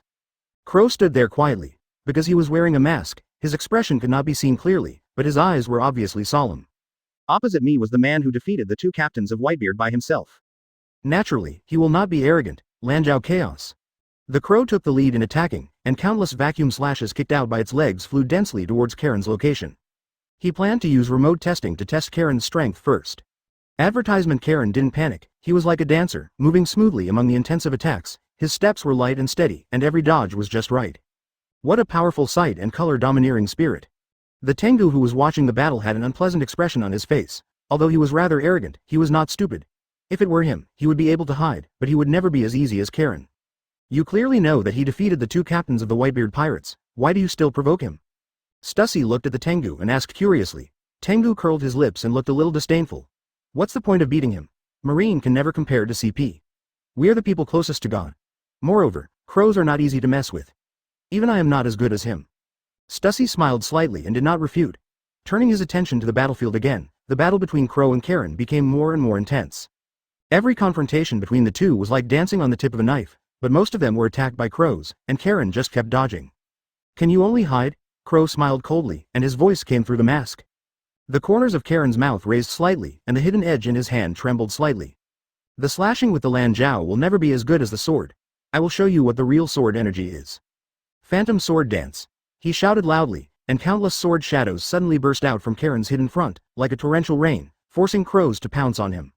Crow's expression suddenly changed, and there was a hint of solemnity behind the mask. He didn't expect Karen's counterattack to be so swift and gorgeous. Although he is a member of CP0 and has rich experience, he still feels a little pressure when facing such intensive attacks. Do you want to use sword energy to suppress me? Iron Piece Armor. The corner of Crow's mouth raised a sneer, and he quickly activated the Iron Block. In the 6 postures, the domineering energy in his body instantly condensed, forming a solid layer of protection. He knew that it would not be wise to go head-on, but at this moment he could only fight back. With loud noises, the sword energy collided with Crow's Iron Block defense, and strong vibrations spread out. Crow felt a huge force coming from him. Although the Iron Block alleviated some of the damage, it still made him feel a wave of shock. Dizziness. Before he could react, Karen's next attack came down again. Thunder 8 trigrams. The explosive force hit the crow's body hard, and he was unable to resist. A mouthful of blood spurted out, and his whole body flew backwards. How is that possible? The Tengu's face was filled with astonishment, and he couldn't believe that the crow had suffered a loss so quickly. Chapter 140 Guhuo Bird Advertisement. He is worthy of being the one who defeated the 2 captains of Whitebeard. Crow adjusted his body in the air, stabilized his center of gravity, and landed smoothly on his feet. His eyes were locked on Karen, wanting to see his flaws. Shave. He exerted force with both feet, and in the next second, he appeared in front of Karen, and at the same time, his hands took on the shape of guns. Finger gun explosion. Crow's fingertips instantly condensed a strong energy, and shot towards Karen like a bullet, with the sound of howling wind and blazing killing intent.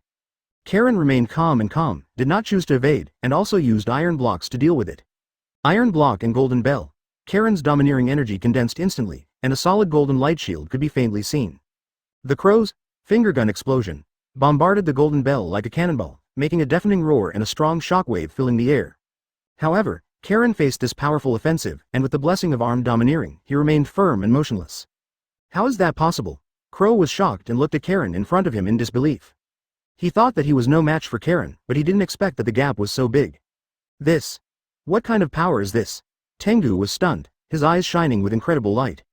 He knew the strength of the crow, but the Karen in front of him was like a towering mountain, making him feel extremely small. The speed is pretty good, but the intensity is a bit lacking.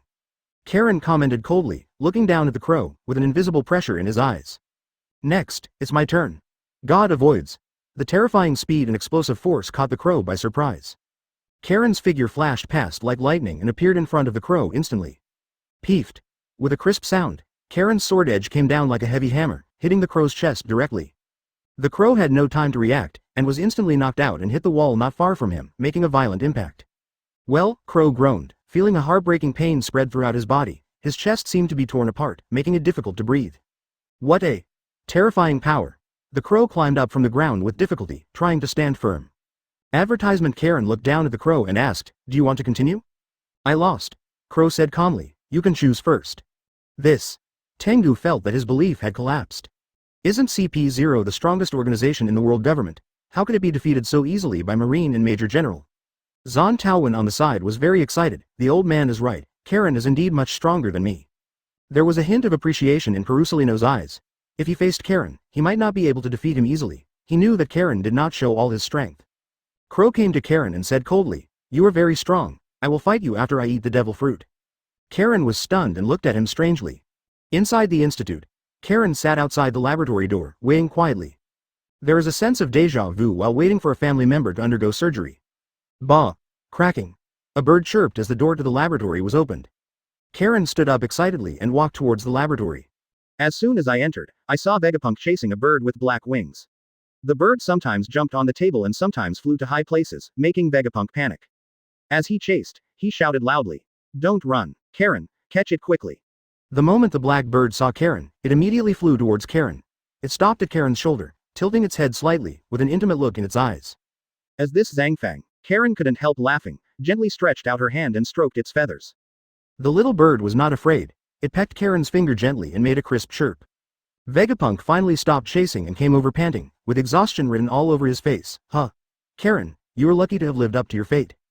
Karen thanked you, doctor. It's nothing. It's very close to you. Let's see if it has any special abilities. Vegapunk reminded. Vegapunk nodded. Yes, it's a pity that we only made a failure. Zhang Feng understood what Karen meant. The dark sword began to grow wings. The tip of the sword took on the shape of a bird's beak.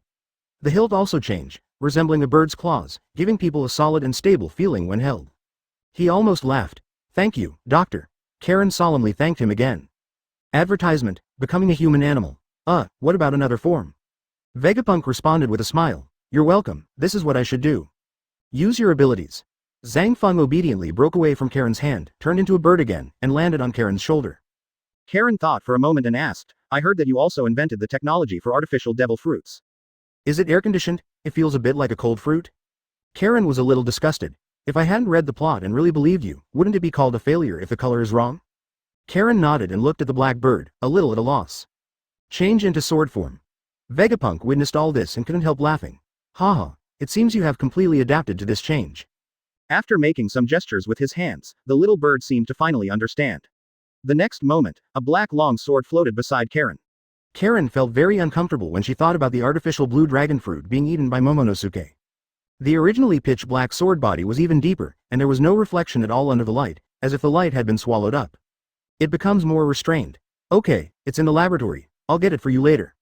Is this the power of Guhuo bird? Well, this feeling is a bit awkward, and I probably won't be able to use it in the future.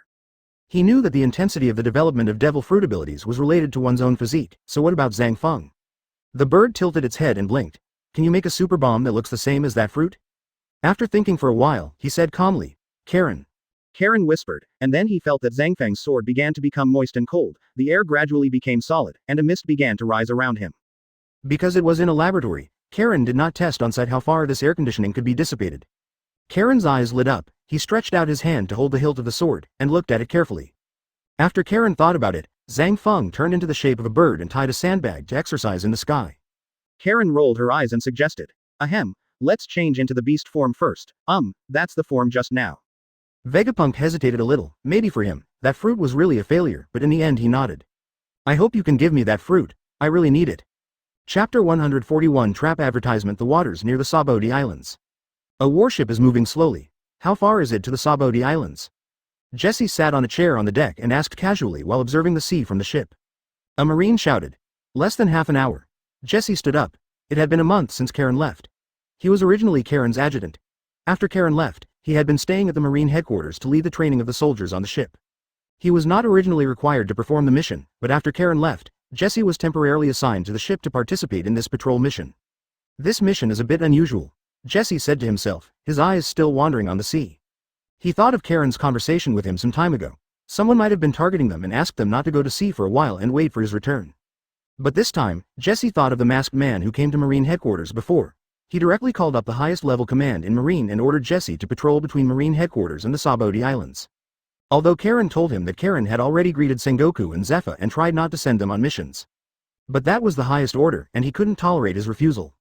Lieutenant Junior Grade, there is an abnormality in the sea ahead. A sharp cry jolted Jesse out of his thoughts. He immediately turned around and saw a crew member standing on the edge of the deck holding a telescope, looking nervous and focusing on the distant sea. Jesse was shocked, quickly stepped forward, took the telescope, and carefully observed the sea surface. I saw several large lumps suddenly bulging out on the originally empty sea in the distance. Then, a torrent broke out of the water. 7 small speedboats broke through the waves like beasts and quickly approached their warship. Jesse's heart tightened. He quickly took back the telescope, turned around and shouted to the crew. Quickly submit support to headquarters and prepare for battle. After 5 seconds, the crew member said with an ugly face. Lieutenant Junior Grade, the phone bug has no signal, we have lost contact. Jess's face was extremely gloomy. He knew that the other party was well prepared, and this time it was probably more likely to be a disaster. Keep calm, everyone is ready to attack. Jesse tried to calm himself down, knowing that morale must be boosted at this time. Adjust the position of the ship and use the sea currents to avoid attacks. Advertisement. Jesse commanded calmly and quickly formulated tactics. Yes, Lieutenant Junior grade. The crew members took action one after another and quickly adjusted the ship's course. Emission. Jesse gave an order, and artillery fire roared on the deck. The shells cut through the sea and flew towards the enemy's speedboat. Unfortunately, those speedboats were much faster than Jesse imagined. Although the cannonballs flew out at high speed, they failed to hit the target accurately. The enemy's speedboat rolled nimbly on the sea, dodging gunfire quickly, and seemed to be able to do so with ease. Soon, several iron chains were thrown out by the speedboat and wrapped around their ship accurately. Jesse's heart tightened, realizing the seriousness of the situation. They want to board the ship, Jesse yelled, worry etched on his face. Prepare for boarding battle. As the enemy speedboat approached, the people on the speedboat had begun to jump on their ship, holding weapons, and rushed to the deck. The group of them all wore skull masks, making it difficult to see their faces. Who are you? Jesse asked loudly, trying to catch a hint of information from their expressions. Haha, we ransacked Marine, of course it was pirates. One of the leaders sneered. No way, pirates can't have such an advanced speedboat. It's not like Jesse has never been exposed to pirates. He knows that these people can't be pirates. Sure enough, Stussie's face turned gloomy, and she stared at Karen. After a long time, she slowly said. Karen touched her nose and said with a smile. The daughter who left home wants to see her father, so she doesn't need to tell me. Vegapunk is busy with who knows what. Different from the laboratory in Karen's imagination, Vegapunk's laboratory only has him. His assistants are the mechanical arms on the wall and the robots running back and forth on the ground. Small robot. Karen moved closer to Stussie and asked in a low voice. Without any human assistant, it seems that communication is a very troublesome thing for him. It's up to you whether you believe it or not. Come on, young ones. Remember to leave a few alive. I want to talk to the doctor. Advertisement, who am I? Stussie was stunned, then she chuckled and asked, why should I know Morgans? Do you know Morgans? Karen and Stussie sat in the corner drinking coffee. This mission has basically been completed. Not only did he obtain the Phantom Beast Devil Fruit, but he also gained the friendship of Vegapunk. He planned to stay in Punkasad for a few days and then leave. You don't need to remind me, I understand better than you. Stussie smiled coldly. Jesse took out Aomame's hand crossbow, but was disappointed to find that everyone on the opposite side was wearing a mask, and Aomame couldn't use it at all. Stussie emphasized the word alone. She didn't want to waste time here, so she got up and walked directly in the direction of Vegapunk. Ha ha ha, this is the magic bean, it's very good. Karen thought for a moment and had no intention of eavesdropping. He ordered another cup of coffee, stroked Zhang Feng's feathers, and turned around to walk out of the laboratory. Oh, don't be so nervous, I know your identity. I don't know him, Stussie immediately denied. The man wearing a skull mask at the head smiled sinisterly, his eyes full of fanaticism. I have something I want to say to the doctor alone. Stussie's eyes became panicked, and she pretended to be calm and smiled. Karen believed she understood what he meant. The leader smiled coldly, with a fierce light flashing in his eyes, and then waved his hand to signal his companions behind him to attack. In Vegapunk's laboratory, it feels good to have hope. I wonder how Jesse and the others are doing. After all, the technology in his mind was too advanced. After being away from home for such a long time, he missed Uday a little bit. It must be quite boring. Karen did not speak, but turned to look at Vegapunk. Karen looked at her deeply and continued. If you know Morgans, remember to tell him for me that I have no ill intentions towards him, I just want to talk to him about business. Karen smiled slightly. Of course, you can go find Vegapunk, but I have to remind you, he doesn't like to be disturbed. Chapter 142 Fight Against the Crow Again Advertisement. Karen was thinking as he walked deeper into the forest. At this moment, a painful roar came, and at the same time there was a man's contemptuous laughter. Be honest, you beast.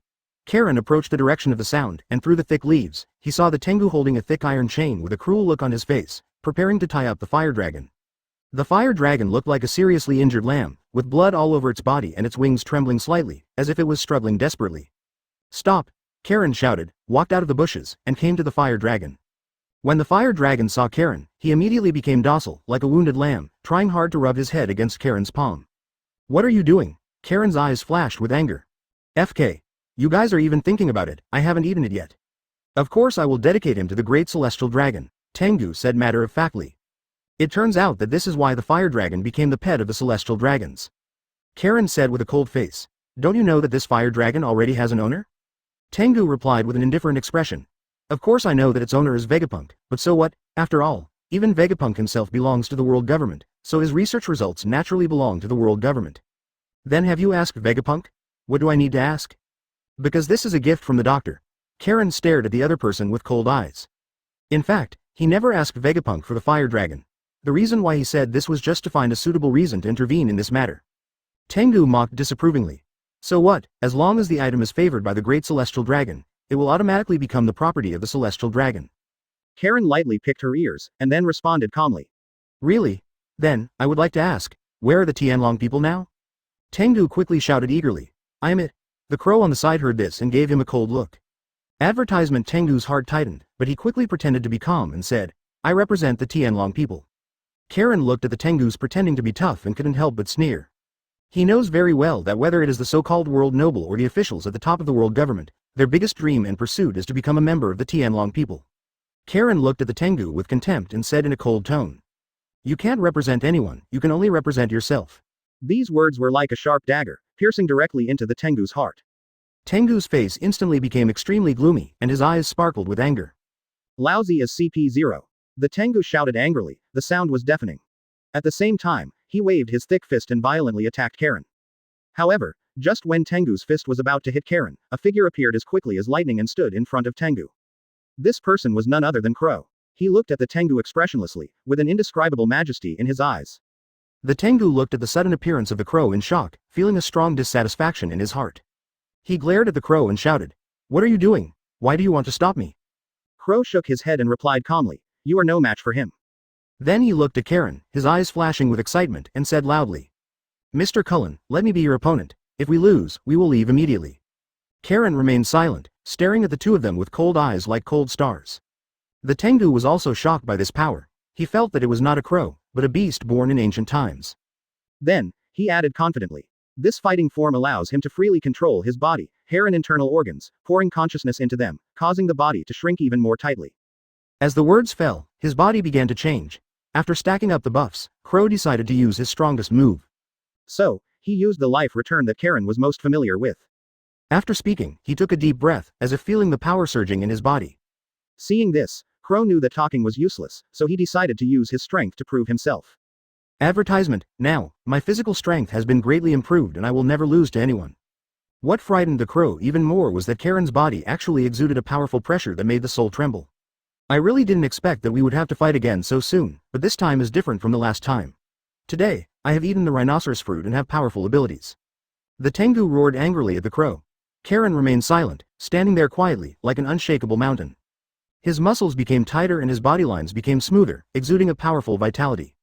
The next second, veins popped out all over his body, and a big spike bulged out of his mouth, directly pushing out the mask on his face. In the next second, Crow, who was still running wildly, suddenly had weak legs, lost his balance, and knelt down directly in front of Karen. In this way, the power and speed he releases will be qualitatively improved. 6 types of secrets. 6 King's Spear. He knew very well that Karen was powerful and needed to be dealt with carefully.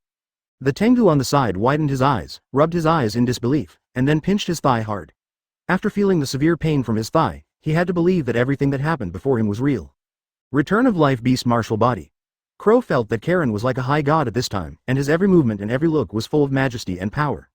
His fists were clenched, carrying unparalleled power, and his body rushed towards Karen as quickly as lightning, each step containing endless power. That aura was like a ferocious beast, staring at its prey eagerly, ready to launch a fatal blow at any time. This is the shape of the rhinoceros, which looks very oppressive. Crow muttered in a low voice, with a hint of determination in his voice. Crow no longer dared to look directly into Karen's eyes, and there was a strong urge to surrender to him deep in his heart. Crow didn't care about Karen's attitude and said to himself, Crow, what the hell are you doing?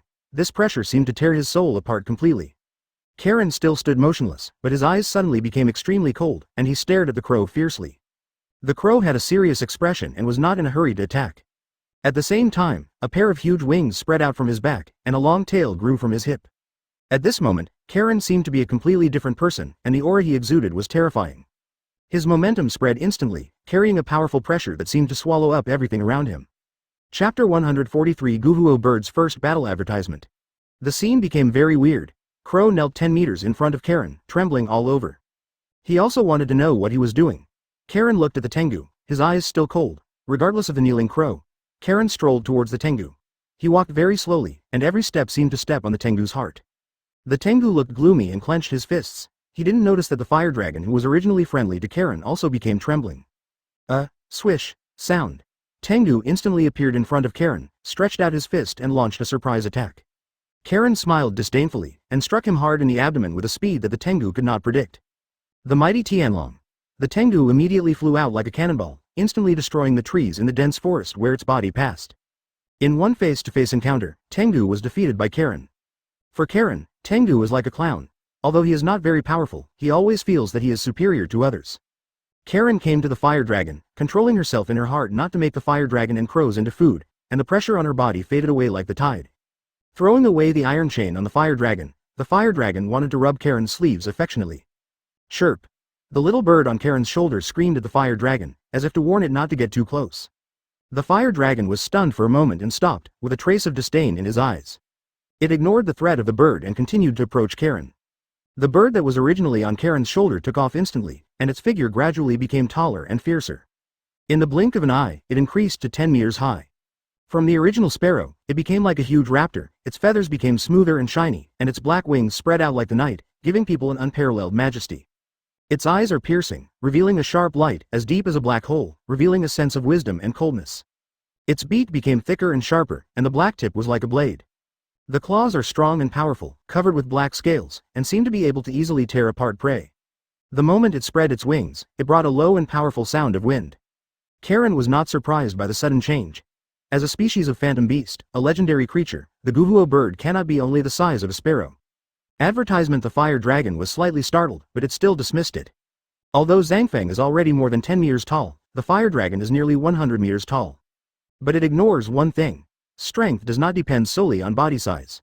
Seeing that it still wanted to get closer to Karen, Zhangfeng's eyes flashed coldly. Immediately afterwards, it flew towards the fire dragon quickly, and its sharp claws slashed hard at the fire dragon's abdomen.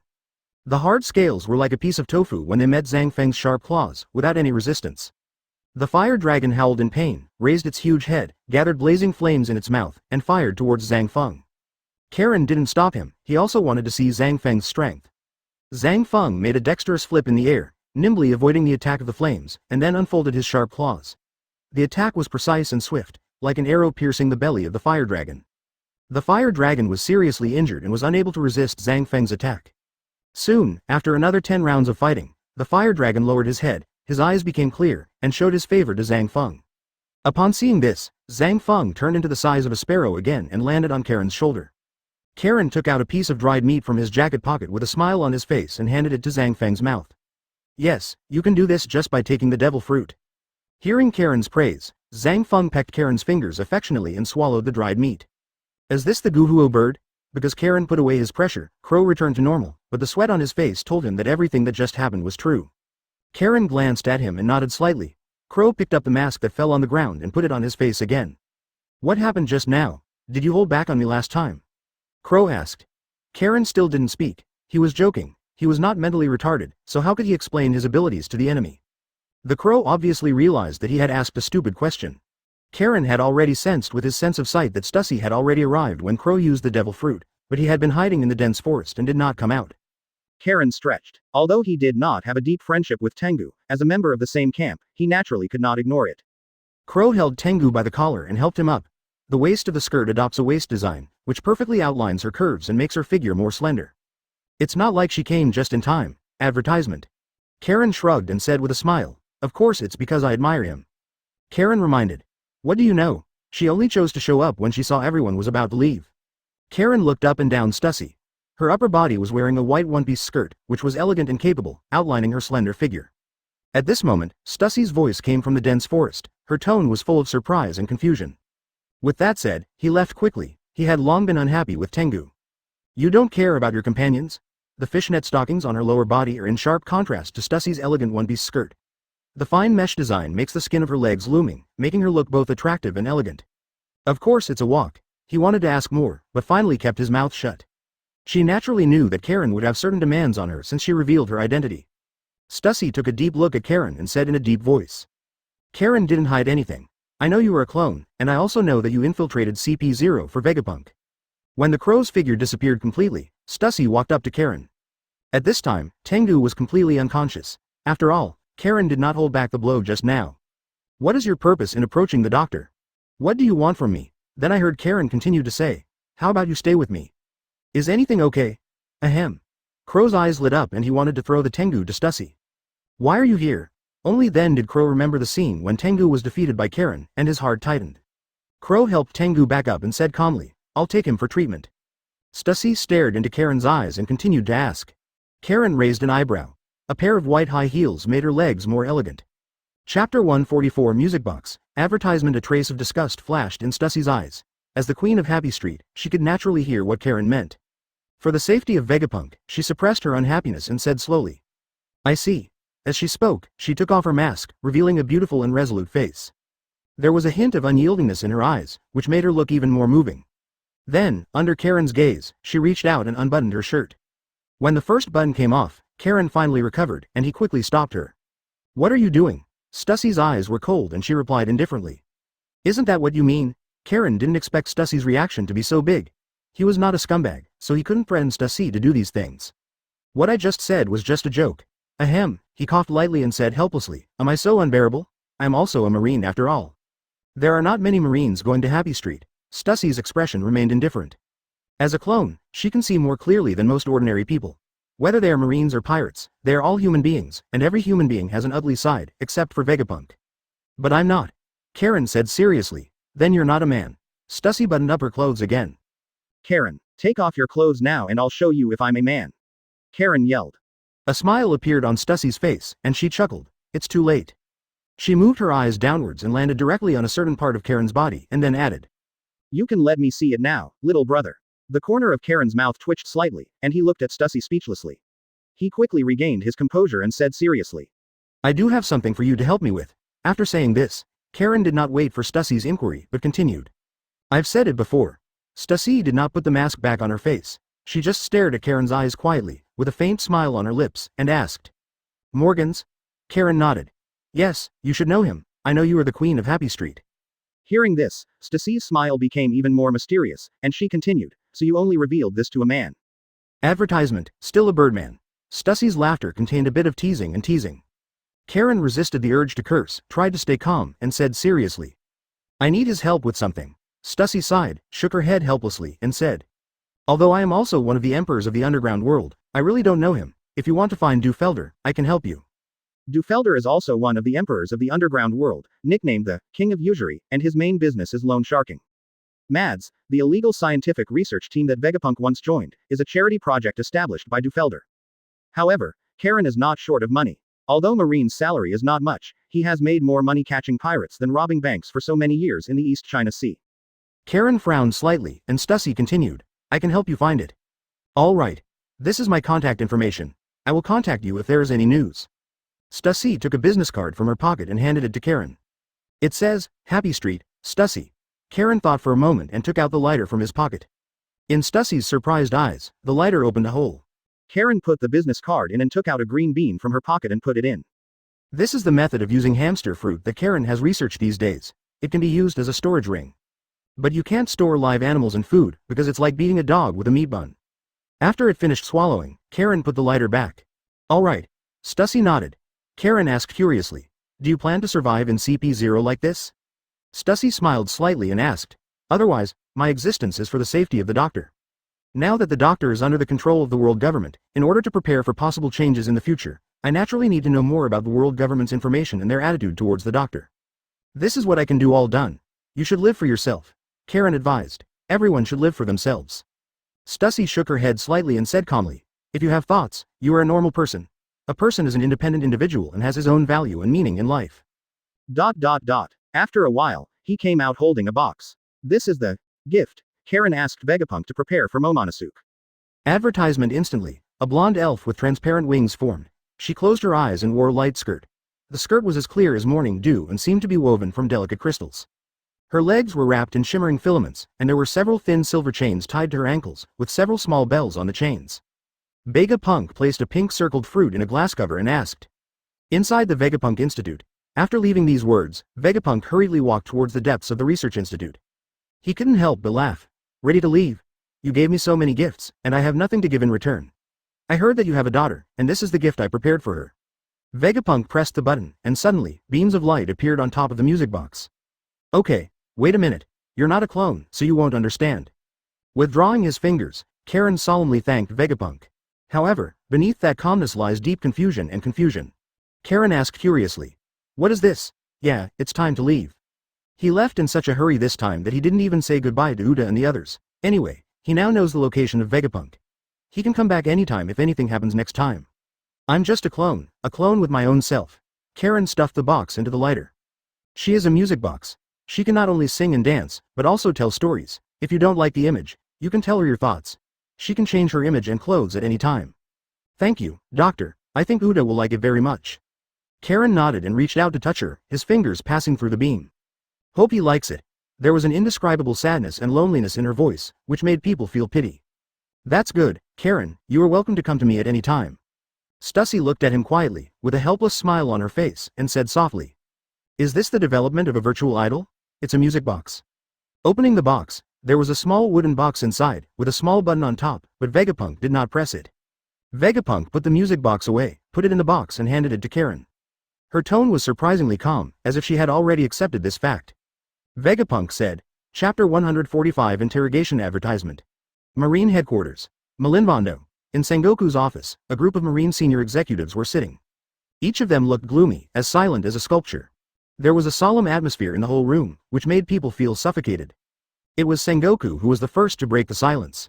Tell me, why did Jesse Lieutenant Junior grade suddenly go to the Sabodi Islands? ZFA's face was so gloomy that it seemed like it could drip water. He clenched his fists tightly, and his heart was filled with anger and self-blame. During the days when Karen left, he and Sengoku both received calls from Karen. Karen told them that he had been targeted, and specifically asked Sengoku and Zephyr to keep an eye on Jesse and not to give them tasks. They also took this matter very seriously, but the accident still happened. Marine, who was in charge of registration, has hanged himself. Staff officer he also had a gloomy face. They left so fast that by the time Warring States realized something was wrong, the warship led by Jesse had already left. When they arrived at the sea area, all that was left was the mess on the ground and broken limbs. And several pirate flags. The facts before them told everyone that this was done by pirates, but there was no fool among the people present. Would a pirate have such powerful energy? This couldn't have been done by pirates. Zephyr gritted his teeth, his face became increasingly gloomy, and his eyes flashed with anger. Although the pirates were ferocious, they obviously did not have the ability to plan and execute an attack of such a large scale in such a short period of time. He can even calmly let a marine officer go to sea regardless of military orders. No one present said anything. There were not many options for people who could do these things. There is almost only one most likely. None of them dared say the name. At this time, a marine officer said slowly, someone had seen people from the world government in Malinfundo on the day of the incident. It's heaven. ZFA's suppressed words were interrupted by Warring States before he finished speaking. This is all your speculation, we don't have any evidence. When Warring States said this, he almost roared in a low voice, and his eyes were so red that they could spit out fire. Advertisement. Evidence. Do you need evidence? Zephyr stared angrily into Sengoku's eyes, and Sengoku lowered his head and did not dare to meet Zephyr's gaze. Warring States lowered his head and murmured, they're here to send military funds. They need evidence for everything they do, especially the above matters. He seemed to be saying it to Zephyr, but also to himself. When he said this, he seemed to have aged more than 10 years. Staff officer he sighed and asked softly, has Jess's body been found? Huo Shaoshan shook his head, not yet. Staff officer Yi's voice was low and firm. Expand the search scope again and don't let go of any clues. Yes. But everyone knows that this is just a useless effort, because Jess's disappearance was premeditated. Zephyr knew it, Sengoku knew it, and he who issued the order knew it, but she still had to issue it because it was the only thing Marine could do. I'm tired. Zephyr closed his eyes. Warring States looked up at his old friend. His face was full of exhaustion and worry, and his eyes revealed unconcealable anger and a deep sense of powerlessness. Warring States did not dare to look directly into ZFA's eyes, so he could only lower his head and said softly. I'll explain it to Karen.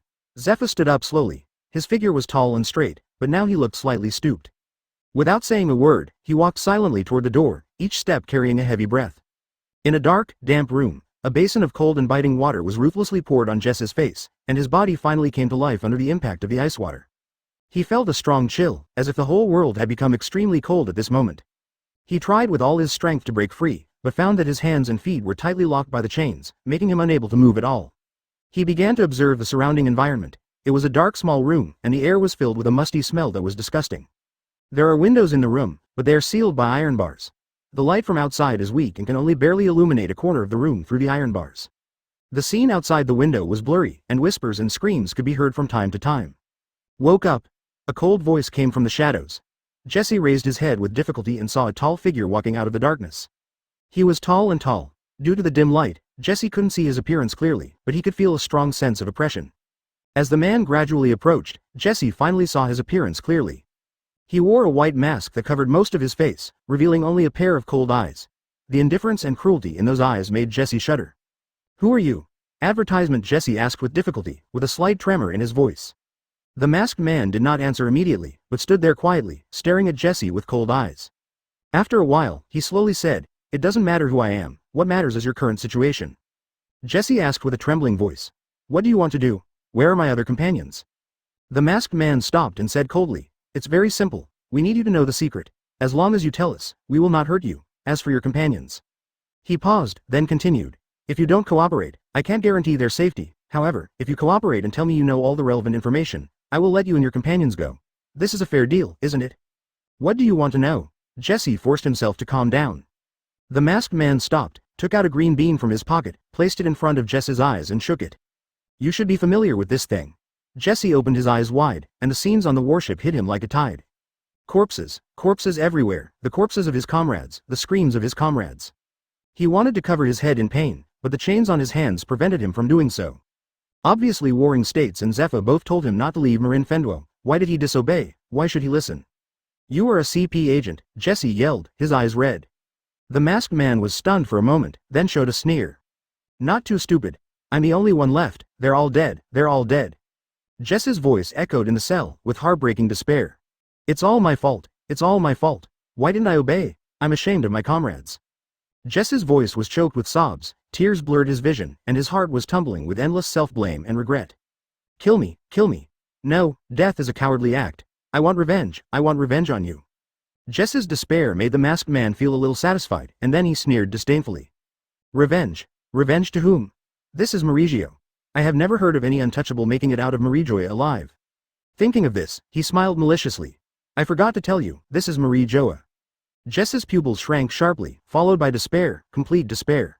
Chapter 146 Return Advertisement. The vast sea surface that can't be seen at a glance is as calm as a mirror. Above the vast sea, a huge bird is spreading its wings and flying high. And on the back of the bird, there was a person sitting. It was Karen, who had returned from Punk Hassad. Due to the appearance of the bird, Karen declined the warship provided by Perusalino and decided to return to Marineland alone. By doing this, firstly, the flight speed and endurance of the bird can be tested, and secondly, Karen is really unwilling to spend a long journey on a bumpy and rocking warship. Facts have proved that the bird is not only amazingly fast, but also has long-lasting endurance, far exceeding Karen's expectations. The trip that was originally planned to take half a month to complete can now reach the destination in just 1 week. After all, in the air, the bird does not need to worry about surging waves and strong winds, and can fly freely. At this moment, Karen sat leisurely on the broad back of the bird, feeling the fresh sea breeze blowing against her face. He held the life card given by Zephyr tightly in his hand. Although he was not familiar with the route, this card was enough to guide him forward.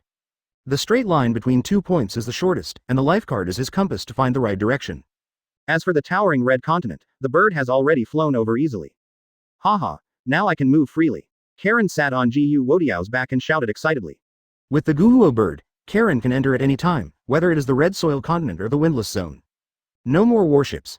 The bird was also very excited. It seemed to be infected by Karen's emotions. It chirped softly, spread its wings and flew higher and faster. Holy Land, Marigioa. The 5 elders are still enjoying life quietly. Bulu bulu bulu. The phone rang, and Saint Satan picked it up. "I am Crow. Vegapunk's experiment has been completed. Karen has returned to Marine headquarters with the bird weapon." The crow's calm voice came from the other end. Saint Satan nodded. "Okay, got it. Advertisement, GABA." The phone bug was hung up. Saint Wachuli said casually, "Succeeded? Successful? It seems that my idea is correct. If there are powerful fruits in the future, I can give them to Vegapunk and let him complete the weaponization. There will be less thorns and less trouble." Saint Satan sighed and said slowly, "It's a pity that our trouble has returned." Saint Wachuli also sighed. "They have gone too far in this matter. They did it just for a little bit of food and drink." His tone became very angry. The key point is that it was done so sloppily. Anyone can see that the Tianlong people were involved in this matter. It seems that they need to be reminded carefully after this incident. Saint Satan whispered. "It's indeed too much, but it's not just for food and drink. I heard that that thing is quite valuable."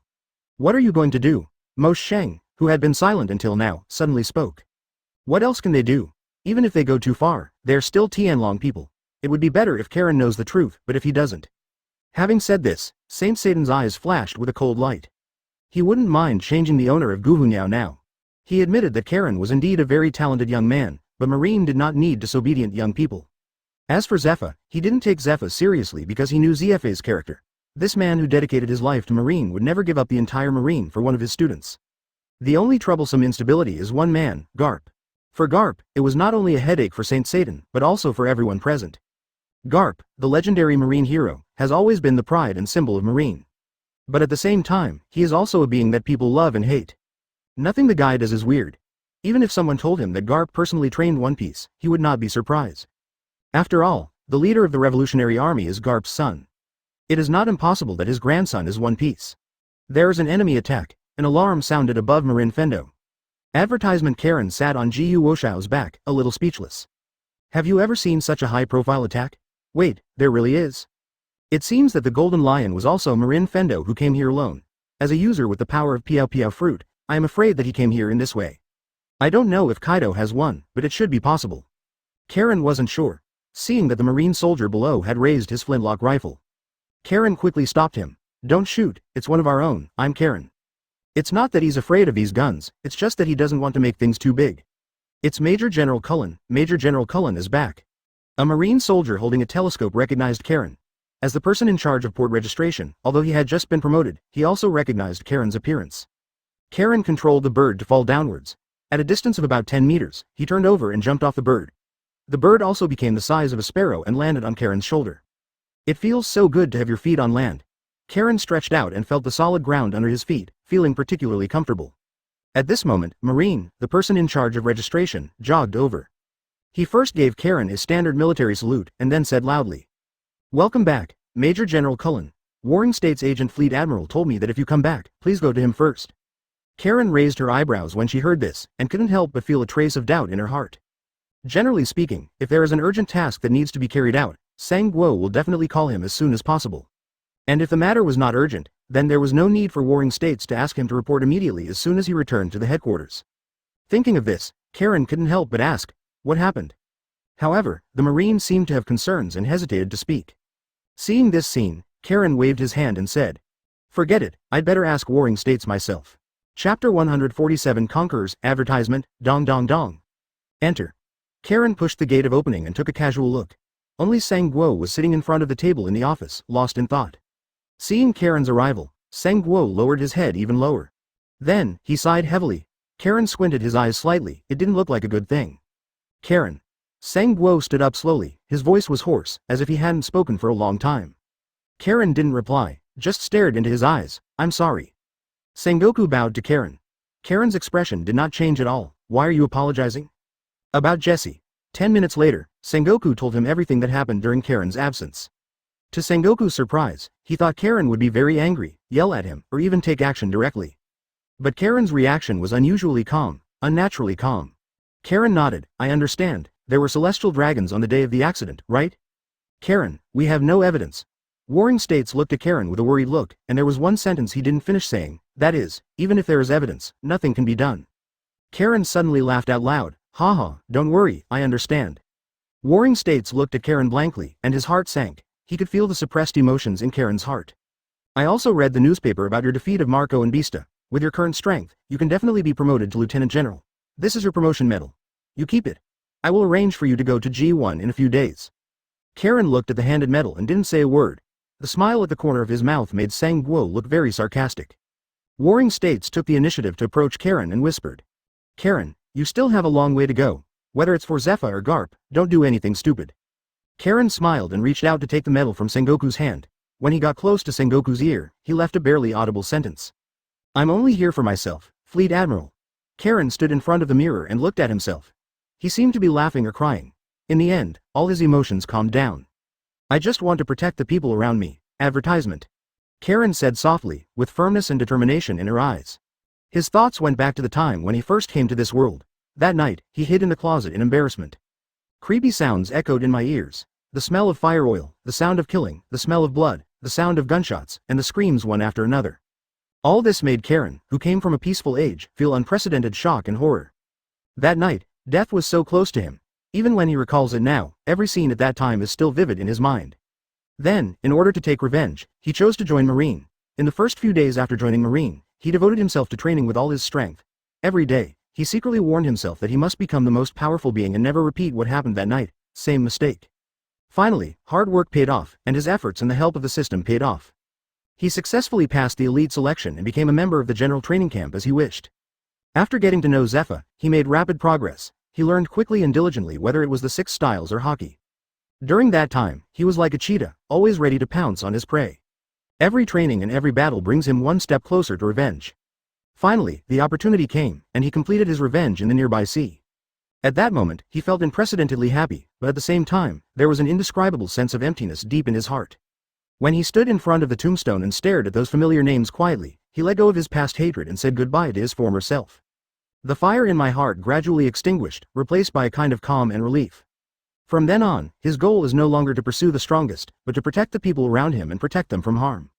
He thought he would live a good life in Marine, but now, an uncontrollable emotion gradually rose up like a volcano, and the power seemed to break through all restraints. Karen wanted to suppress it, but found that this force was as difficult to control as a wild horse, and its speed was so fast that he had no time to react. Finally, when the force reached his throat, he could no longer suppress it. Boom! There was a loud noise, as if the whole world was shaken. With Karen at the center, a powerful spirit swept out like a violent storm.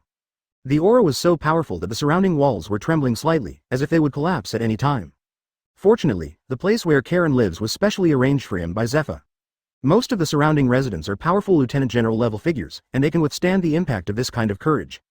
Otherwise, if it were other ordinary residents, I am afraid that many unlucky people would faint directly under the impact. Next door to Karen. Advertisement. Zephyr looked sharply in the direction of Karen's house, and then quickly walked to the hall. Well, Uta is the unlucky guy. Zephy's face became very ugly. He was originally very annoyed by what happened in the past few days, and now there is a reckless B************* D who released conquerors next door to him.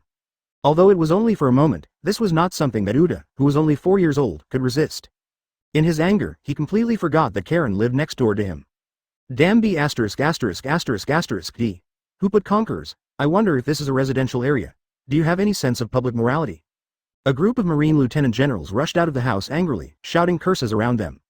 Similar to the situation in Uda, although this is a residential area, not only the lieutenant generals themselves, but also their families live in these houses. That's right. Is it great to have conquerors? Can you release it anywhere with conquerors? Lieutenant General Yixi echoed, his face full of anger and dissatisfaction. My wife was cooking and almost burned down the house. Another lieutenant general complained, with a hint of helplessness in his tone. You guys are pretty good. Lousy was having S**X with his wife at the time and almost broke off. Another lieutenant general said with an embarrassed look on his face. People around him looked at him strangely, making him feel ashamed, and he could only scratch his head in embarrassment. At this moment, Zephyr slowly walked out of the house. He coughed slightly and glanced at everyone sternly, signaling everyone to quiet down. Seeing this, everyone closed their mouths and waited for Zephyr to speak. Zephyr looked ahead expressionlessly and asked in a calm tone. This is where the conqueror's domineering energy came from. A Marine lieutenant general looked at the house in front of him, frowned, and said doubtfully. I remember this is Major General Cullen's house. Didn't he go on a mission? Why is he here? Another Marine lieutenant general pointed to Cullen's house and then said. Yeah, maybe he came back after completing his mission. After all that happened, the third Marine lieutenant general sighed and shook his head. When Zephyr heard these discussions, his face darkened and he shouted loudly. Okay. Stop talking. His voice silenced all the Marines present. Zephyr turned his back to everyone, then left the scene without saying a word and walked straight back to his residence. Zephyr did not push open Karen's door to check the situation inside the house, because he had already determined who the person who had just released Conqueror's domineering energy was. At this moment, he felt very guilty and self-blame, and felt that he had no face to face Karen. As Zephyr left, the Marines who came out also dispersed. They all knew that Zephyr was in a very bad mood recently. Chapter 148 Banquet? Advertisement on the other hand. Karen looked at his fists blankly, his eyes full of doubts and confusion. Have I awakened conquerors? He murmured to himself, with a hint of disbelief in his voice. But I don't plan to become a king, and isn't it said that people who kill Tianlong will have a high probability of awakening? Why did I suddenly awaken before I even took action? Karen was completely confused about Conqueror's sudden awakening. Over the years, he has tried to inspire Conqueror's hockey, but no matter how hard he tried, there was no result. Coupled with the fact that he already had the blessing of a gourmet, he had almost given up on the pursuit of Conqueror's dominance, and even gradually forgot about its existence. However, just today, Conqueror's hockey miraculously awakened. Karen stared at his hands closely, as if he wanted to find the answer from them. After a moment, the corners of his mouth raised slightly, revealing a sneer. He whispered, his eyes sparkling with excitement. Tonight is really exciting. Night gradually fell. Karen uses life return to adjust her height and appearance. The bird on his shoulder tilted its head and looked at him. After a while, it seemed to understand something. Then, under Karen's surprised gaze, the bird suddenly spread its wings.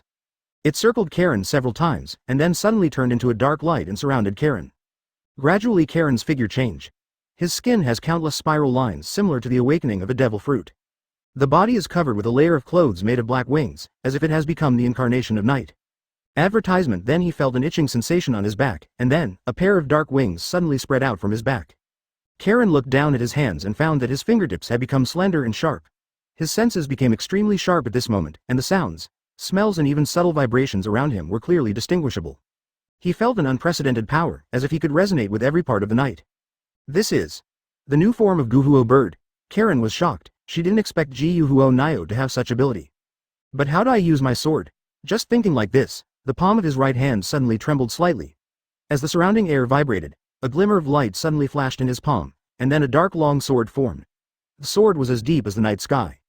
This is what Zhang Feng originally looked like, but now he felt something was different. He felt as if the sword was integrated with his body. The sharpness of the blade, the warmth of the hilt, and every pulse echoed the power in his heart. Seeing that the sky was completely dark, Karen calmly fluttered her wings and flew out of the house. The color of his body blends perfectly with the night, and you can't see clearly unless you look carefully. Is this the feeling of flying? It's not bad. Although he flew on the Guhuo bird for more than a week, it was not under his control after all, and now, he felt that the feathers behind him were part of his body. I didn't expect that I was the one who did this first. It's really a fate. Karen knew that in the future year 1507 of the ocean calendar, the fishman hero Fisher Tiger would climb onto the Red Earth continent with his bare hands and liberate tens of thousands of imprisoned slaves of different races. But this year, the year 1505 of the Haiyuan calendar, he himself is going to set this precedent. I don't know where Fisher Tiger is now. Karen recalled the plot in the original work, but unfortunately he only remembered that Fisher Tiger climbed up the Red Continent with his bare hands. He had no idea where he climbed from or how to rescue him. It doesn't matter. If Fisher Tiger can do it, I can do it too. I don't think those guys would have thought that someone would attack Mary Joa. There was an aura of decay and depression permeating the dark cell. Jesse couldn't remember how many times he fell into a coma and how many times he woke up from it. Advertisement. His consciousness was blurred, and all the strength seemed to be taken away from his body, and he could only barely support his heavy eyelids. Every time he wakes up, the figures wearing various masks are always seen before his eyes. The only thing that remains unchanged is the strange interrogation tool in their hands, which is a terrifying existence that Jesse has never seen before. In this dark and silent place, time seems to have lost its meaning. Jesse's memory gradually blurred, and he couldn't determine how many days and nights he spent here. At first, Jesse would make miserable screams because of pain. As time went by, these sounds gradually disappeared and were replaced by silence. His voice had already become hoarse and he was unable to make any sound anymore. In a daze, he heard two voices communicating. Haven't it come out yet? A voice was low and cold, with an impatient tone. He is so stubborn, all the tricks have been used against him. The other voice sounded a little tired, as if he had been tortured a lot. Intensify the effort. The deep voice was obviously angry. I'm afraid he has reached the limit of his life, if this continues. His tired voice hesitated, and then he continued. Are there no other survivors? The atmosphere fell into a brief silence. After a long time, a deep voice said. No, I thought it would be found out soon, but I didn't expect him to be so strict. There was some annoyance in his tone. Do you want to use some other means? The tired voice said again. I remember that there are so many ability users in the organization. Isn't there anything about interrogation? After a long while, the low voice said slowly. I'm going to apply for it above to see if there are any suitable fruits. Okay. What does it smell like? It smells like kerosene. Could it be that those guys are holding a banquet behind our backs? Chapter 149 Raid Advertisement. The raging fire was like a ferocious beast, raging in every corner of Marijoya. The firelight illuminated the night sky, covering the entire city in an orange-red glow. Flames licked the walls of the building, devouring anything that could burn. The wooden structure houses were quickly ignited, making crackling sounds, and the fire became stronger and stronger, as if it was going to burn the entire city to ashes. As buildings collapsed one after another, dust flew and smoke filled the air. Marijoya has always been the core location of world government, where the highest level dignitaries and officials gather. It is an absolutely safe and inviolable place. The originally solemn and majestic Marijoya now turned into a battlefield of ruins and chaos. This place that once symbolized the pinnacle of world power has now fallen into unprecedented chaos and fear. A strange animal that looked like a hamster opened its mouth and spit out a ball of fire. The fire spread like a fire snake. It was Karen's lighter, and was sent out by Karen to set fires everywhere to buy Karen time. Karen is not worried that it will escape, because as a foodie, Karen has completely mastered it. The hamster spit out the last ball of fire, and when he sensed someone coming, he instantly fell down and turned into an ordinary lighter. Quickly put out the fire. A group of people in white suits and uniforms rushed over. The leader waved his hand, and 3 people appeared behind him, carrying a large basin of water and throwing it at the flames in front of them. Repeated several times, the flame here was extinguished. A group of people then hurried off to fight the fire elsewhere. When the hamster is sure that the person is gone, it turns into the hamster before, looks around, and continues its work. Karen fluttered his wings and stayed in the air. He stared deeply at the buildings and people below. After a moment, he galloped down. As soon as he landed, Karen heard a vigilant voice asking, "Who is it?" A group of guards from the CP organization quickly gathered around, their eyes full of alertness. Karen had no intention of wasting her time talking nonsense with these guards. His eyes were cold, and the sword edge in his hand shook slightly, and an invisible sword energy burst out instantly, like a raging wave, silently sweeping towards the group of people in front of him. The guards didn't even have time to react, they only felt a biting chill suddenly coming from their necks. Advertisement immediately afterwards, a trace of scarlet blood spurted out. Their vision began to blur, their bodies gradually lost control and slowly slid down. Finally, when they heard the dull, thunk sound, their consciousness had completely disappeared. With Karen's current strength, it would be easy to kill a group of ordinary CP guards with one sword. He firmly grasped the hilt of the sword, his steps were firm and steady, and he walked towards the only remaining guards step by step. Where were the slaves held? These were Karen's first words after coming to Mary Joa, and her voice was cold and ruthless. The surviving guard looked at what was happening in front of him in horror, his body trembling involuntarily. Facing Karen's question, he turned pale and stammered in reply. "You, how dare you make trouble here? This is Mariahio." The guard stammered, his legs trembling uncontrollably. The scene just happened so fast that he didn't even know how Karen took action. "I don't want to ask a second time. Either tell me or die," Karen said coldly. The guard was trembling, cold sweat broke out on his forehead, and his heart was filled with fear. But he is not stupid. He knows that whether he says it or not, the devil in front of him will not let him go easily. Karen frowned, he had no time to play such psychological games with the other party. Thinking about it carefully, this is a place for those Tianlong people to have fun, how could it be so poorly decorated? This is no place for fun, not to mention the marine generals who may support you at any time. They were smoking cigarettes and chatting at the door. There was even a luxurious red carpet in the corridor passage. "After I tell you, will you let me go? If he stays here for one more second, his situation will become more dangerous." Karen doesn't want to waste time. The longer he stays here, the more dangerous his situation becomes. Several guards turned their heads in astonishment.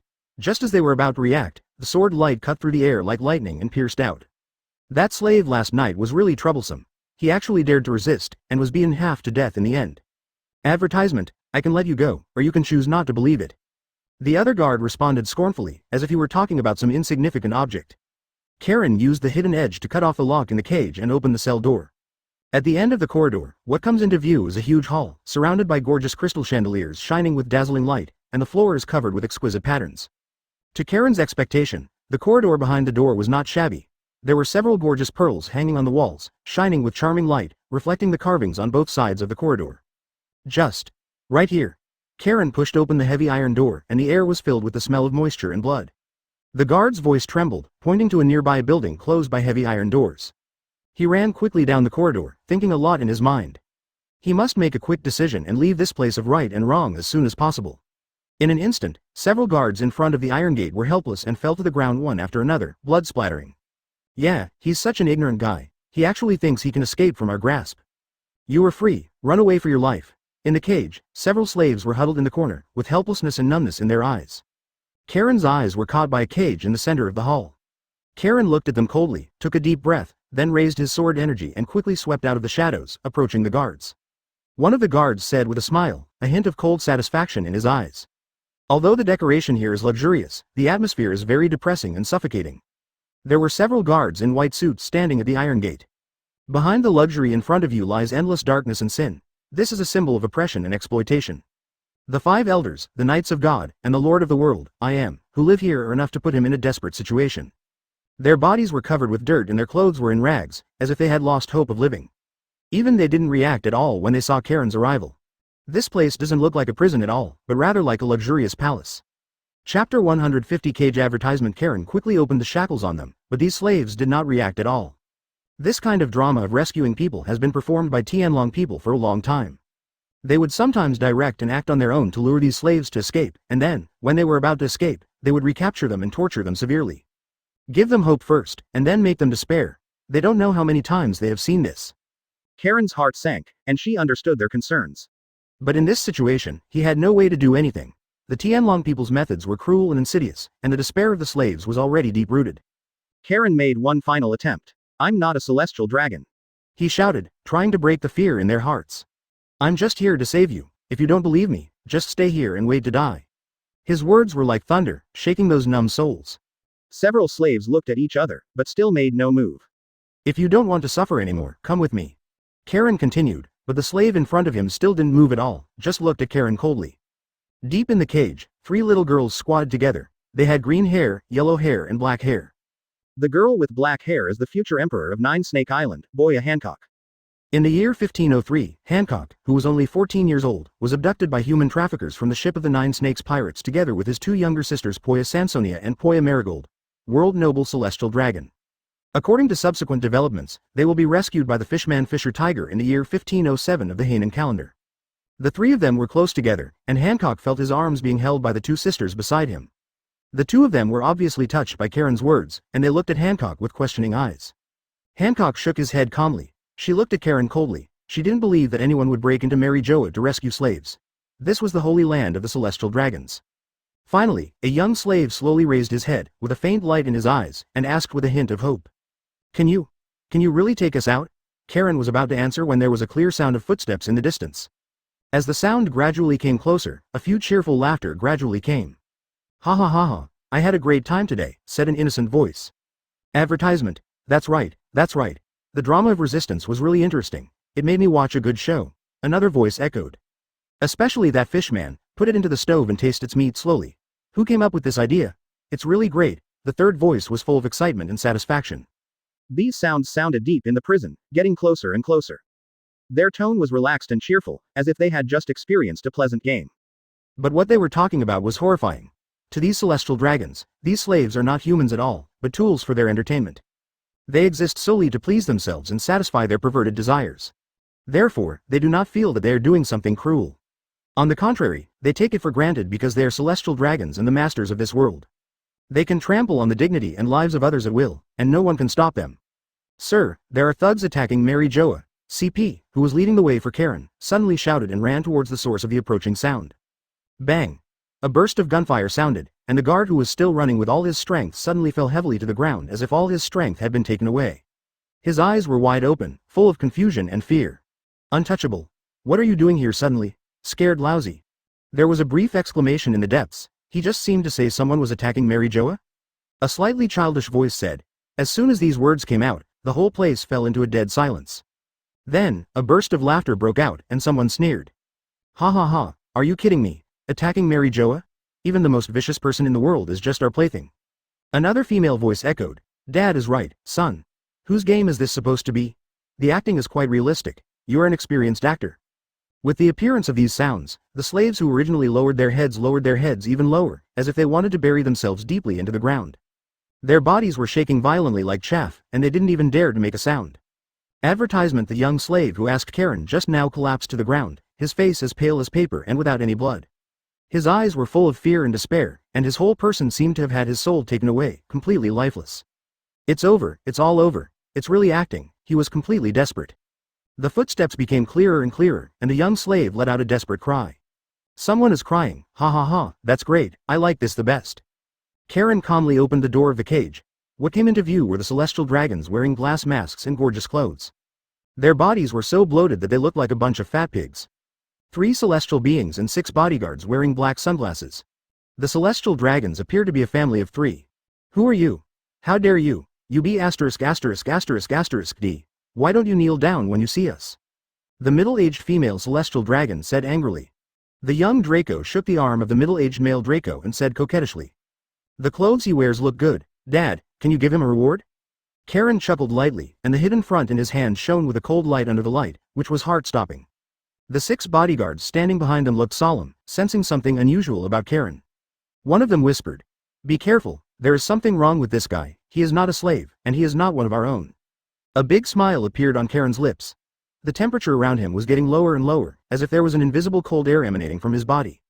The next moment, Karen's body suddenly disappeared, as if blending into the darkness, and instantly appeared a few steps behind the 6 bodyguards. Zhang Feng drew a line of cold light in his hand, and the coldness filled the air, making people shiver. The moment Zhang Feng touched them, the 6 bodyguards turned into 6 pieces of ice before they even had time to react. Karen snapped his fingers, and 6 pieces of human-shaped ice exploded, turning into debris all over the sky and disappearing without a trace. Karen smiled with satisfaction and slowly walked towards the overwhelmed Tianlong. Next, it's time for our game.